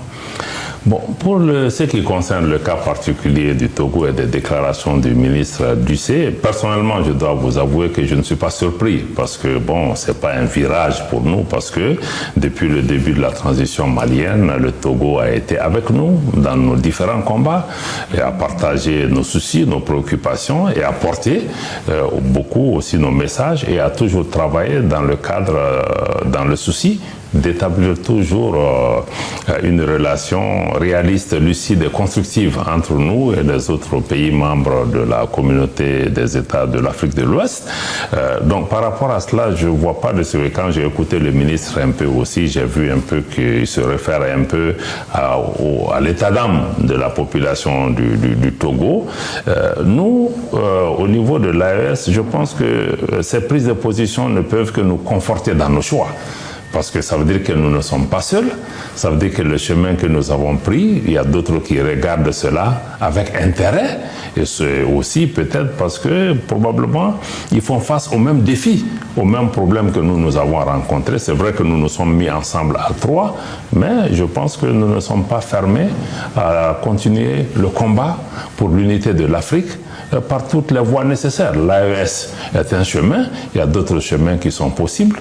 Bon, il y a peut-être des discussions informelles avec les gens ici et là qui veulent comprendre dans quelle direction nous partons, mais je dois dire que nous ne sommes pas en campagne pour rallier nécessairement d'autres pays. Mais pourquoi? Est-ce que vous n'avez pas besoin? Est-ce que l'AES ne serait pas plus forte avec 2 nouveaux membres? Est-ce que ce ne serait pas nécessaire de faire justement une démarche vers d'autres pays? Non, très certainement. Vous voyez, quand il y a une attraction vers une organisation, c'est toujours une bonne chose.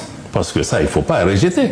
Ça, parce que les gens ont un intérêt, parce que nous partageons le même espace, parce qu'avec le Togo, avec d'autres, nous avons aussi des intérêts économiques liés, nous avons des intérêts sécuritaires et d'autres intérêts qui sont liés. Mais je veux dire que dans l'immédiat, la priorité des présidents Goïta, Traoré et Tchani, c'est de consolider ce qu'on a commencé. Et solidifier ça tout en restant ouvert aux possibilités d'interaction avec notre voisinage en tissant des relations de partenariat qui pourront se faire. Mais je dois dire encore une fois, en tant que ministre des Affaires étrangères, ce n'est pas ma décision, ce sont des décisions politiques. Le moment où les chefs d'État estiment que tel ou tel pays remplit les conditions pour joindre, la porte n'est pas fermée. Alors, je voulais savoir, c'est quoi les relations de l'AES aujourd'hui avec l'Union africaine? Parce que les griefs qu'on peut faire à la CEDEAO, on peut aussi quand même les faire à l'Union africaine. Quel est l'état des relations aujourd'hui entre vous et cette organisation? Bon, d'abord, je dois dire que nos 3 pays sont suspendus pour des changements politiques qui sont intervenus dans nos pays, des instances de l'Union africaine. Bien naturellement, nous avons indiqué à l'Union européenne, c'est dans les textes. Nous ne sommes pas contre les textes, mais c'est une question aussi de lecture, encore une fois. Parce que la CEDEAO n'a pas su faire la bonne lecture. Le moment donné, ça nous a amené dans cette impasse-là. Bon, maintenant, nous avons conseillé à l'Union africaine, même si les pays sont suspendus, pour des problèmes internes, politiques ou sécuritaires qui sont intervenus, il faut toujours garder la passerelle entre nous. Et c'est pourquoi nous avons, il y a quelque temps, fait un plaidoyer à Addis Abeba, fondé sur 3 points, en disant que même si nos pays sont suspendus, il y a 3 éléments qu'ils doivent intégrer. 1, ils doivent faire en sorte que, quand on discute de questions de paix et de sécurité, qui concernent en premier lieu nos pays qui font face à un défi sécuritaire important, nous devons être autour de la table.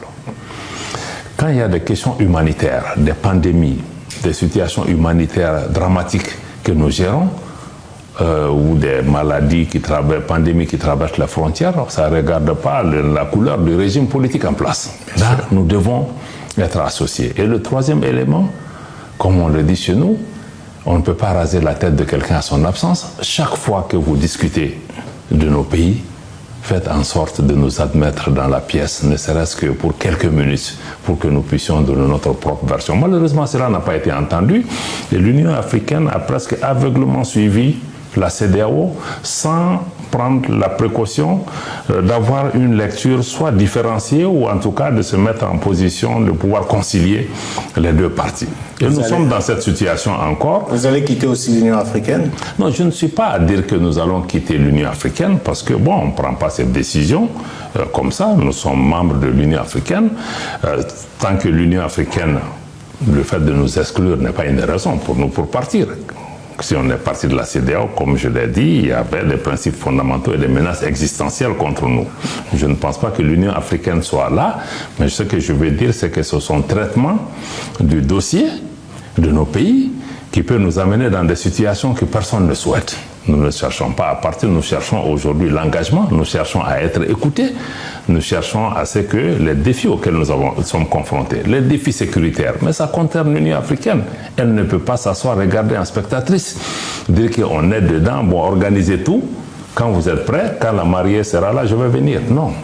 Ce que nous demandons, c'est qu'il faut un engagement conséquent. Et le président du Tchad l'a dit, avec beaucoup d'éloquence au dernier sommet, il faut trouver un moyen d'un engagement constructif avec nos pays, pendant que nous évoluons à fixer des problèmes sécuritaires ou politiques au niveau de nos pays.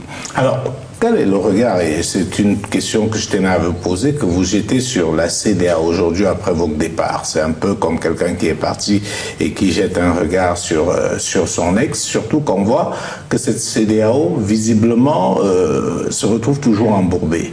Confère Guinée-Bissau.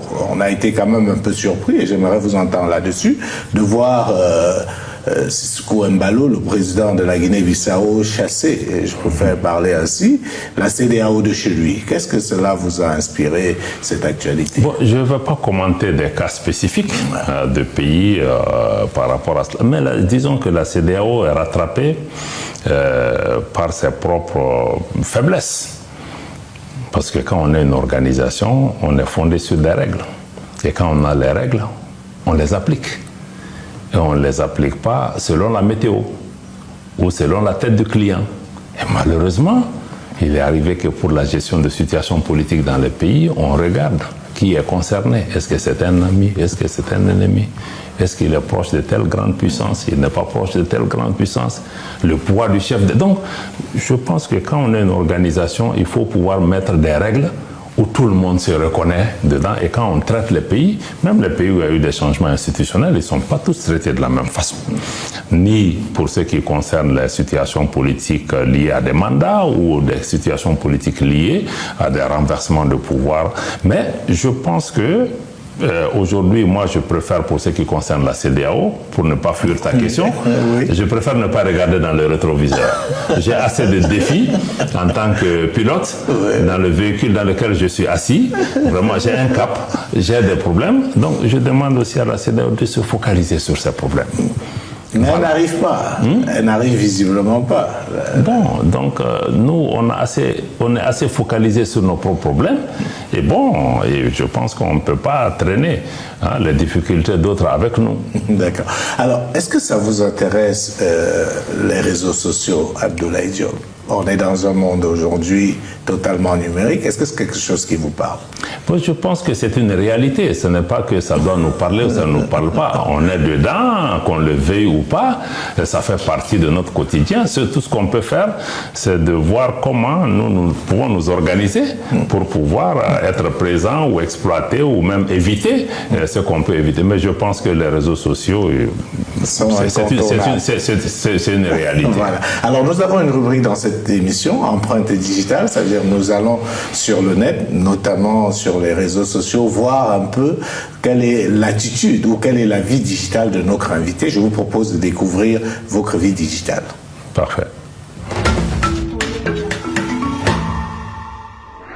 Nous restons au Mali. dans le royaume mandingue pour nos rendez-vous sur le continent. Pour déployer l'empreinte digitale et passer au scanner la notoriété numérique de notre invité du jour, le ministre des Affaires étrangères et de la coopération internationale, Abdoulaye Diop. C'est lui que le magazine Jeune Afrique présente comme un diplomate qui peine à justifier la légitimité des braqueurs d'institutions. Toujours dans le magazine panafricain, il fait montre d'un franc-parler qui sied à la junte militaire au pouvoir à Bamako. Il y a un acharnement contre le Mali. Pour le média en ligne MaliWeb, ce diplômé de l'Institut international d'administration publique de Paris est tout simplement l'homme des grands défis. Avec son style, peu de paroles, beaucoup d'actes, l'Express de Bamako souligne sa particularité. Depuis sa nomination, il ne traîne pas derrière lui les casseroles, ce qui fait du ministre Diop personnalité préférée des Maliens dans le gouvernement. D'Ibrahim Boubacar Keïta à Assimi Goïta, Abdoulaye Diop détonne, étonne et force l'admiration. Un excellent ministre des Affaires étrangères qui est prêt et capable de défendre les intérêts de son pays, même si c'est avec des diables qu'il va coopérer et dealer. Un discours histoire. Grâce à M. Diop, on commence à respecter l'Afrique. Courage à vous. Vous avez notre soutien indéfectible.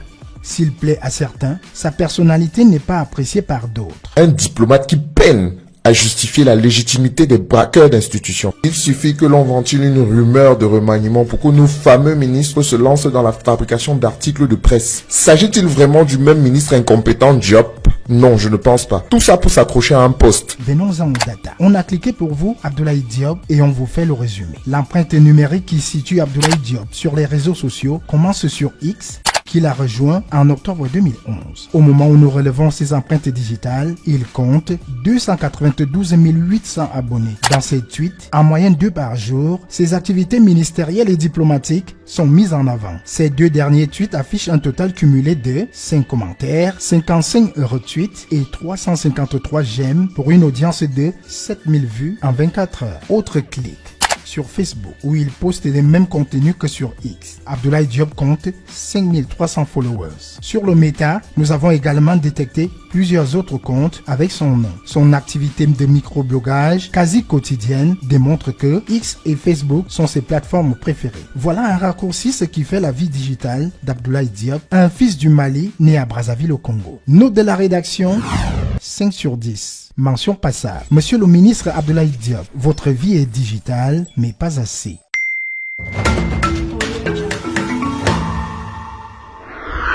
Alors, monsieur le ministre, on vient de voir votre vie digitale. C'est une rubrique qui ne nous fait pas que des amis, parce que vos services de communication, ils vont pas être très contents de nous, mais bon, on fait notre travail. Alors, beaucoup de commentaires positifs. Je dois dire qu'on cherche des commentaires négatifs sur vous. On a du mal à les trouver. Il doit certainement en avoir, mais on a du mal à les trouver. Et en tout cas, je ne fais rien pour les effacer. Voilà, c'est dangereux. Alors, qu'est-ce que vous pensez de ça, de ce que vous venez de suivre?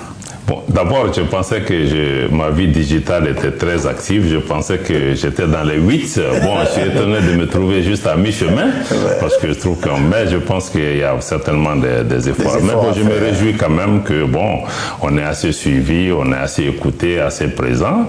Il y a quelqu'un aussi qui a repris ma citation sur le diable. Là. Je voulais juste profiter pour préciser ça. Oui, parce que quand j'ai dit ça, vous savez, moi je viens d'un pays, je vous donne une anecdote, je viens d'un pays, le Cameroun, où récemment un prélat, un évêque a dit il faut changer, même s'il faut donner le pays au diable. Le nom d'abord. Donc ça a fait beaucoup de polémique là-bas. Donc c'était juste pour vous donner de l'eau à l'occasion, parce que je sais que ça a été repris un peu partout. Mais en réalité, ce que je voulais dire à cette conférence à Bruxelles, où on était avec essentiellement des partenaires européens, qui eux considèrent la Russie comme le diable. Voilà, c'était pour dire que ce que vous considérez comme le diable, si moi je dois traiter avec ce partenaire parce que c'est l'intérêt de mon pays, je le ferai. Donc je ne fais pas l'apologie du diable en tant que tel, mais ce que eux pensent, qui est bon, ça c'était pour relativiser, mais globalement je pense que nous allons faire beaucoup plus d'efforts pour une présence, parce que ces réseaux sociaux, je dois le dire, ont été aussi une chance pour l'Afrique, pour le combat du Mali, pour le combat de l'AES, parce que vous savez, les grands médias, pas peut-être Vox Africa, mais d'autres grands médias ne nous donne pas l'espace nécessaire, ou en tout cas si c'est fait, c'est avec beaucoup de désinformation. C'est les réseaux sociaux qui nous ont permis d'être entendus, d'être présents et d'avoir aussi cette mobilisation populaire. C'est vrai qu'il y a beaucoup de problèmes aussi avec les réseaux sociaux, mais aussi pour nous, ça a été vraiment une bouffée d'oxygène. Mais je pense que nous devons juste travailler sur les contenus de mon point de vue, comme je l'ai dit, parce que ces réseaux, c'est pas nous qui les avons inventés, c'est d'autres qui maîtrisent la technologie, c'est d'autres qui maîtrisent l'industrie qui est derrière ça. Mais nous, Africains, nous devons nous les approprier. Nous devons surtout travailler à mettre les contenus qui sont conformes à ce que nous voulons dans nos langues nationales. Il faut pouvoir les battre sur leur propre terrain en utilisant ces technologies. Donc, c'est ma conviction en ce qui concerne les réseaux sociaux. Nous sommes sur la dernière ligne droite de cette émission. Nous tirons sûrement vers la fin. J'aimerais à présent qu'on parle du Mali ou bien de l'AES dans le monde. Parce que très souvent, ce sont les autres qui donnent leur avis sur la politique africaine, sur les pays africains. J'aimerais avoir l'avis ou le regard du Mali, de l'AES sur un certain nombre de faits sur la scène internationale. Alors, comment est-ce que vous avez accueilli le retour de Donald Trump aux affaires aux États-Unis? Bon, ça, je pense que tout le monde en parle. D'abord, nous ne sommes pas naïfs du tout dans notre espace. Nous pensons que le président Donald Trump a été élu par les Américains pour régler les problèmes des Américains. Ça ne veut pas dire qu'ils ne feront pas autre chose, mais je pense qu'il est là pour défendre leurs intérêts et on ne doit pas avoir des attentes surdimensionnées qui vont venir régler nos problèmes. Je pense que cette vision même du président Trump ou de son équipe cadre aussi avec ce que nous voulons pour notre pays, parce que nous voulons aussi nous occuper de nos pays et qu'on nous laisse nous occuper également de nos pays. Je pense que ça, c'est un point qui me semble être important. On ne peut pas reprocher à un dirigeant de se battre pour l'intérêt de son pays. Il n'est pas venu pour les Africains. Certains disent oui, il n'y avait pas d'Africains à son investiture, mais où est le problème? Voilà, il n'a pas à nous appeler nécessairement. Donc, je pense que ça, c'est un point qui me semble être important. Le deuxième que j'ai trouvé, j'ai trouvé aussi que cette administration est venue quand même avec des annonces importantes, parce qu'ils sont venus, ils ont déclaré, comme je l'ai indiqué tout à l'heure, que bon, l'administration précédente, ou en tout cas les structures de l'État américain, ont été impliquées à soutenir le terrorisme. Et ça, par rapport à l'USAID qui nous concerne en particulier, on a même dit que le Mali a reçu une enveloppe pour faire quelque chose, ce qui n'était pas vrai, mais ce qui était en cause par rapport à cela, je pense que nous sommes d'accord que une partie de l'aide au développement, pas toute l'aide au développement. Dans beaucoup de pays, ces agences sont utilisées pour des actes de subversion, de déstabilisation ou même de soutien à des groupes terroristes. Oui, et Donald Trump a marqué le coup. Il a pris un acte très fort en fermant le bureau de l'aide américain à l'international, créant une véritable catastrophe auprès des gens qui aimaient bien cette institution-là. Bon, je pense que ça doit être un réveil pour chacun de nous. Nous ne pouvons pas bâtir aussi notre développement sur les autres. Comme ils l'ont fait en Afghanistan sur le plan militaire, un jour, ils vont tirer leur bille parce que cette aide-là, peut-être, n'est pas destinée à nous. Elle sert des objectifs de leur politique étrangère. Si ça cesse de répondre à ça, ils peuvent couper. Nous ne pouvons pas aussi créer une dépendance excessive à l'égard de ça. Et nous, notre vision par rapport à ça et même les difficultés que nous avons eues avec l'USAID pour renouveler leur financement, c'était ça. C'était de dire, nous pensons que ce n'est pas à Washington de décider des priorités de l'aide de l'USAID au Mali. Bien sûr. 2, c'est pas à Washington de décider que c'est telle ONG qui va opérer à Mopti, à Ségou ou à Djabali pour telle opération. Et 3, c'est-à-dire que l'exécution de tout programme d'assistance extérieure doit être conforme aux besoins d'appropriation des pays. Et je crois que par rapport à ça, je pense que c'est ça les lignes que nous avons. Donc que ce soit l'aide de l'USAID ou l'aide d'autres pays, notre vision c'est que les pays qui viennent, c'est très bien. Si ça rentre dans le cadre de notre vision, c'est bien. Si ça ne rentre pas, on doit avoir le courage de dire non merci. Alors, l'autre annonce forte et l'autre action forte, c'est le conflit entre la Russie et l'Ukraine. Donald Trump a carrément mis les pieds dans le plat. On est aujourd'hui perdu entre l'Europe qui annonce qu'elle veut faire la guerre et l'Ukraine qui essaie de négocier la paix avec les États-Unis. On est un peu perdu. Qu'est-ce que cela vous inspire, cette cacophonie qu'on observe aujourd'hui par rapport à... Moi, je crois que ce qui était perdu depuis longtemps. Voilà, parce que non, enfin, vous parlez des Européens ou des autres qui sont perdus, parce que bon, je pense qu'ils n'ont pas fait les choix réalistes. Ils ont vraiment un problème de lunettes. Oui, un problème de lunettes. C'est pourquoi moi je salue la volonté du président Trump d'imposer par tous les moyens la paix et surtout d'avoir une approche et une vision pragmatique et réaliste, en défendant certainement les intérêts de son pays, mais en faisant en sorte que nous puissions avoir une paix bâtie sur un dialogue entre ceux qui sont les plus concernés par ce conflit. Donc je pense que depuis longtemps, on aurait dû comprendre que ça ne serait pas une solution militaire, mais certains voulaient nécessairement, la solution était la défaite de la Russie. Mais je pense que nous voulions qu'il y ait la victoire de la paix.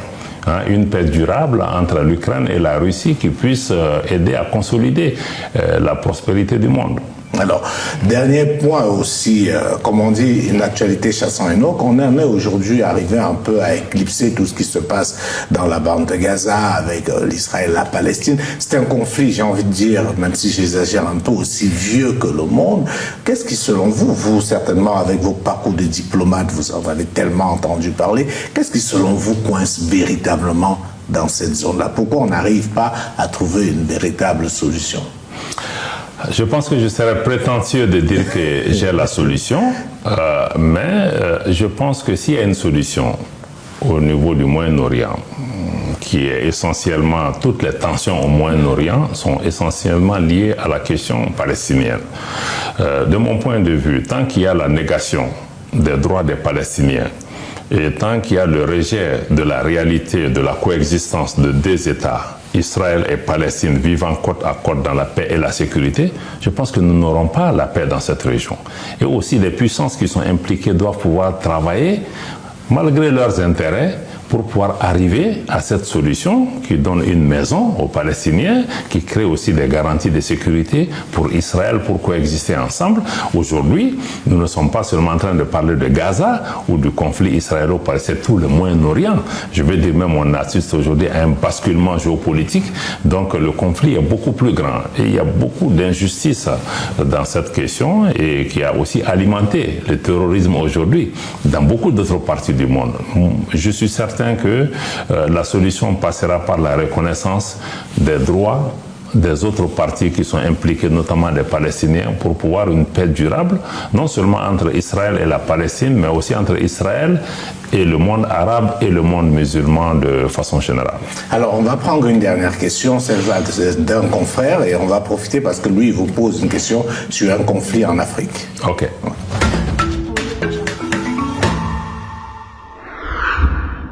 Bonjour Monsieur le ministre Abdoulaye Diop, je m'appelle Jacques Amboka, je suis journaliste congolais, responsable de Média 24 News Agency, je travaille également pour RT en français et pour Business 24 Africa.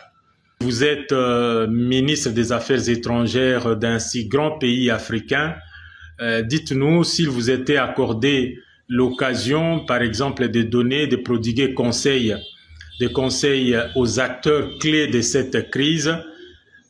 Quelles pistes de solutions alliez-vous leur proposer pour que la République démocratique du Congo puisse sortir de cette situation qui endeuille de plus en plus sa population dans sa partie est? Donc, mon confrère aimerait bien avoir votre avis sur ce qui se passe à l'est de son pays, la République démocratique du Congo, où, comme on sait, il y a une crise qui s'est aggravée, une ancienne crise qui s'est aggravée, et il voudrait que le diplomate malien que vous êtes puissiez, je ne sais pas si vous en avez la capacité, prodiguer des conseils aux différents acteurs pour mettre un terme à cela. Bon, en toute modestie, je ne veux pas m'aventurer à vouloir donner des conseils parce que je sais que c'est des situations difficiles, c'est des situations très complexes, mais tout conflit, d'où qu'il vienne, ne peut mettre que nos pays en retard. Et en définitive, que ce soit d'un côté ou de l'autre, c'est des Africains qui vont mourir et c'est d'autres acteurs extérieurs qui vont tirer leurs billes, qui sont avec nous dans certains moments pour leurs intérêts. Après, ils seront partis. Donc je crois que nous, Africains, nous devons pouvoir comprendre cela. Et l'autre message, c'est de dire que quand on a un problème politique de cette nature, en tout cas des questions de paix et de sécurité, il faut que nous, on puisse se convaincre que ce n'est pas l'option militaire qui en définitive va apporter la solution. Il faudra pouvoir travailler, pouvoir se parler, parce que malheureusement on fait la paix qu'avec l'ennemi ou l'adversaire qui est en face. Donc il faut que les parties acceptent avec courage de se parler, de faire les compromis qui sont nécessaires pour la paix et la stabilité de cet espace qui est crucial pour l'environnement en Afrique sur le plan environnemental, pour les ressources énergétiques et même pour le continent de façon générale. Donc moi, mon souhait, c'est que ce conflit puisse trouver une solution et le Mali salue en tout cas les efforts qui sont en cours au niveau de la communauté est-africaine, au niveau de la SADC, appuyée par l'Union européenne, l'Union africaine, excusez-moi. Nous, on espère que l'Afrique puisse se mobiliser davantage pour apporter la solution à cette crise, parce que malheureusement on ne sent pas encore vraiment la détermination même des acteurs africains et des acteurs internes directement concernés par le conflit de s'asseoir autour d'une table pour trouver la solution. Ça demande beaucoup de courage, beaucoup de détermination et de comprendre qu'il faut le faire aujourd'hui mieux que dans 10 ans, dans 15 ans. Alors, nous avons commencé cette émission en donnant la parole aux Africains dans la rue pour vous dire ce qu'ils pensaient de vous, s'ils vous connaissaient. Nous allons sortir en leur redonnant la parole. Il y en a qui ont des conseils à vous donner, il y en a qui ont des questions à vous poser. Donc on leur donne la parole et on sortira de cette émission. Parfait. Ok.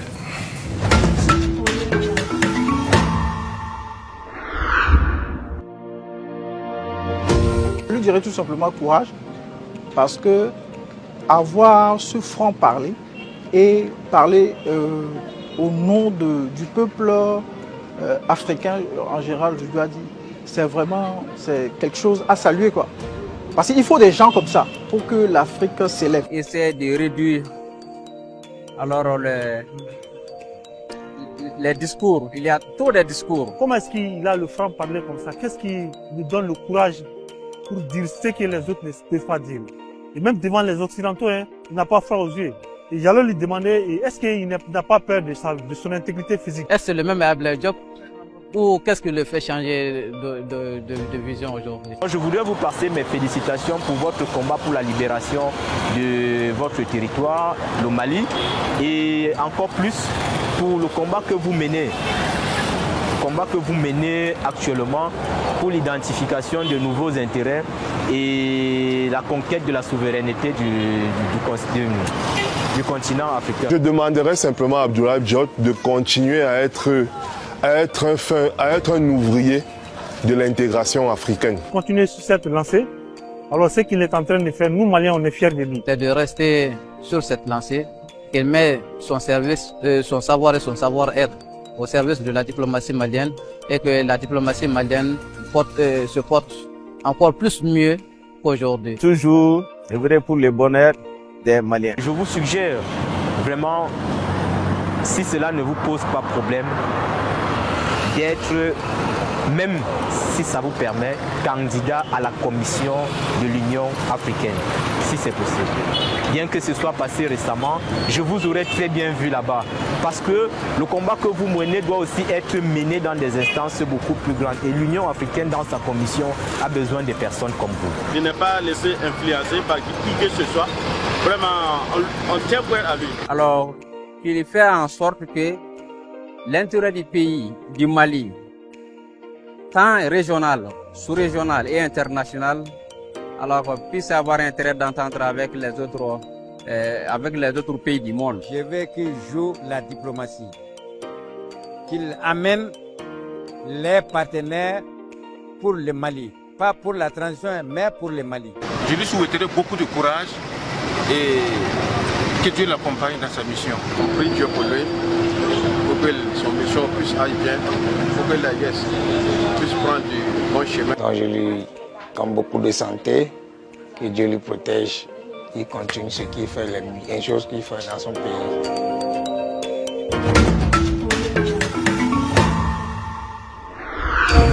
Merci.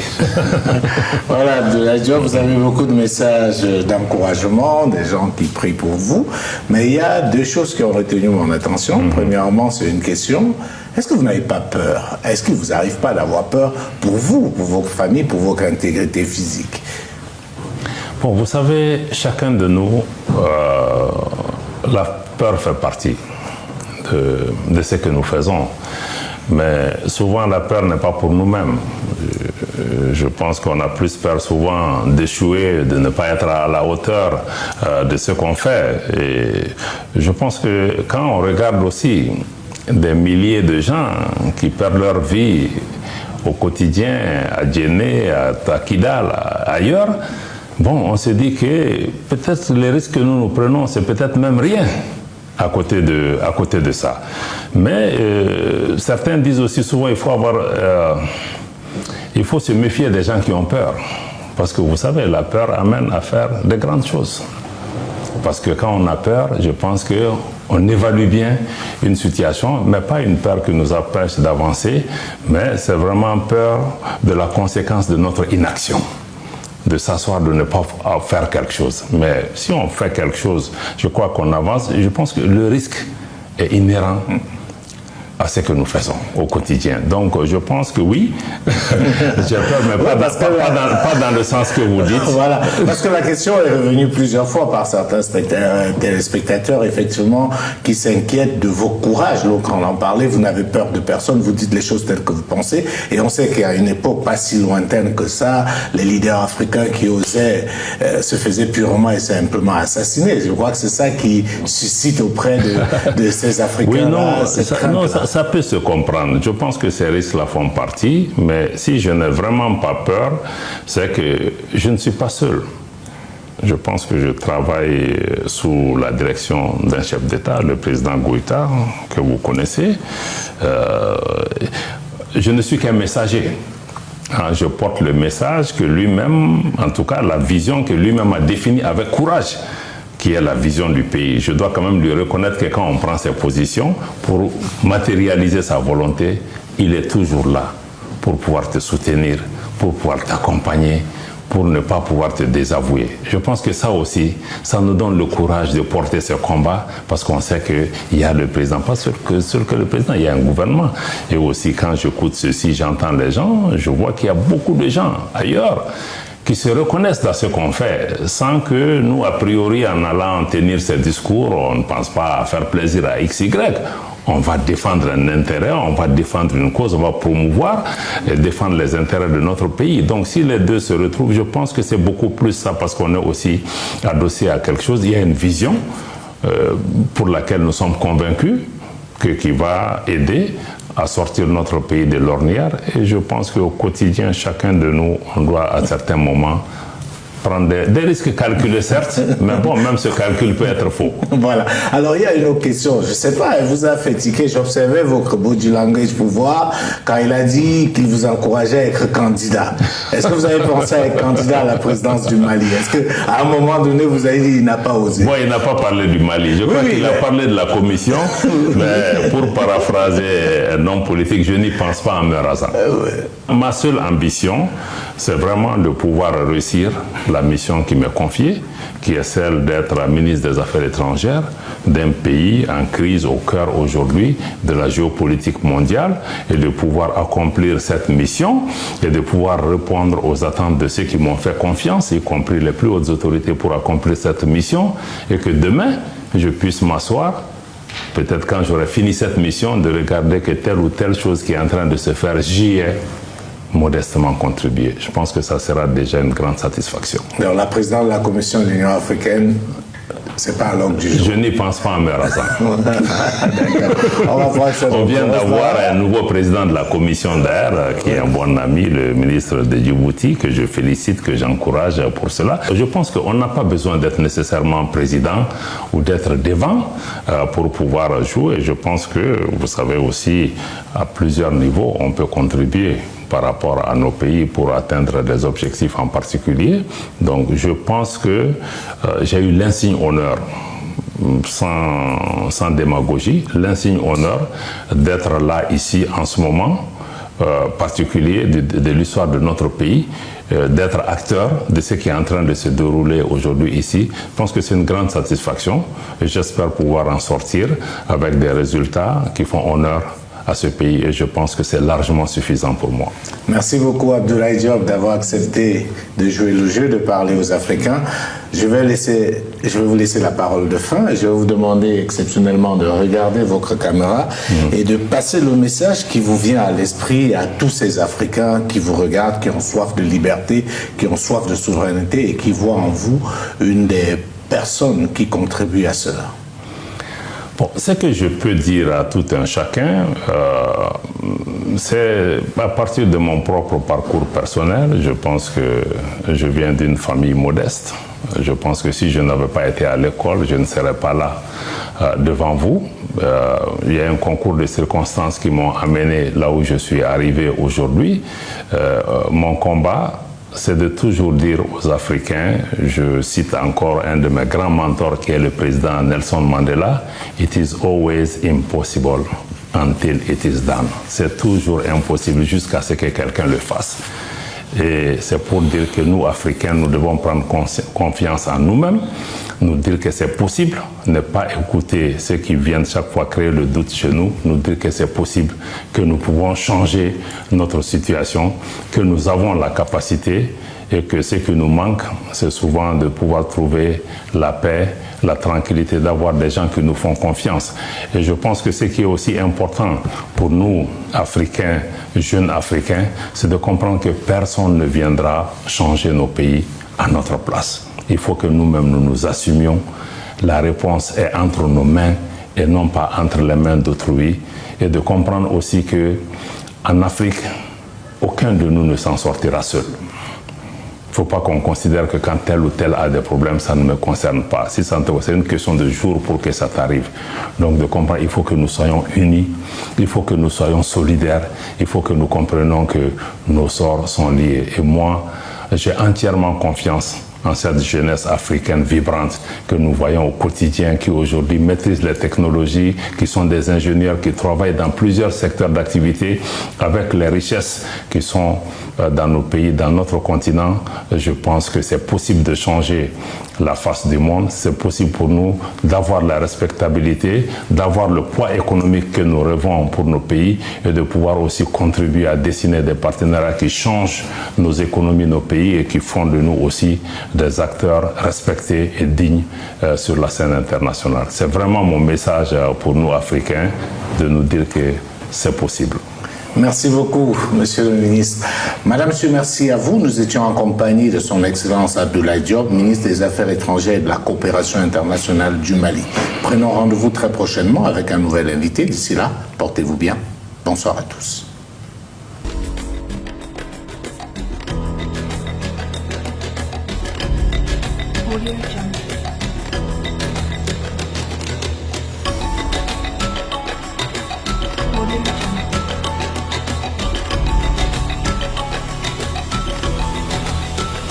Audio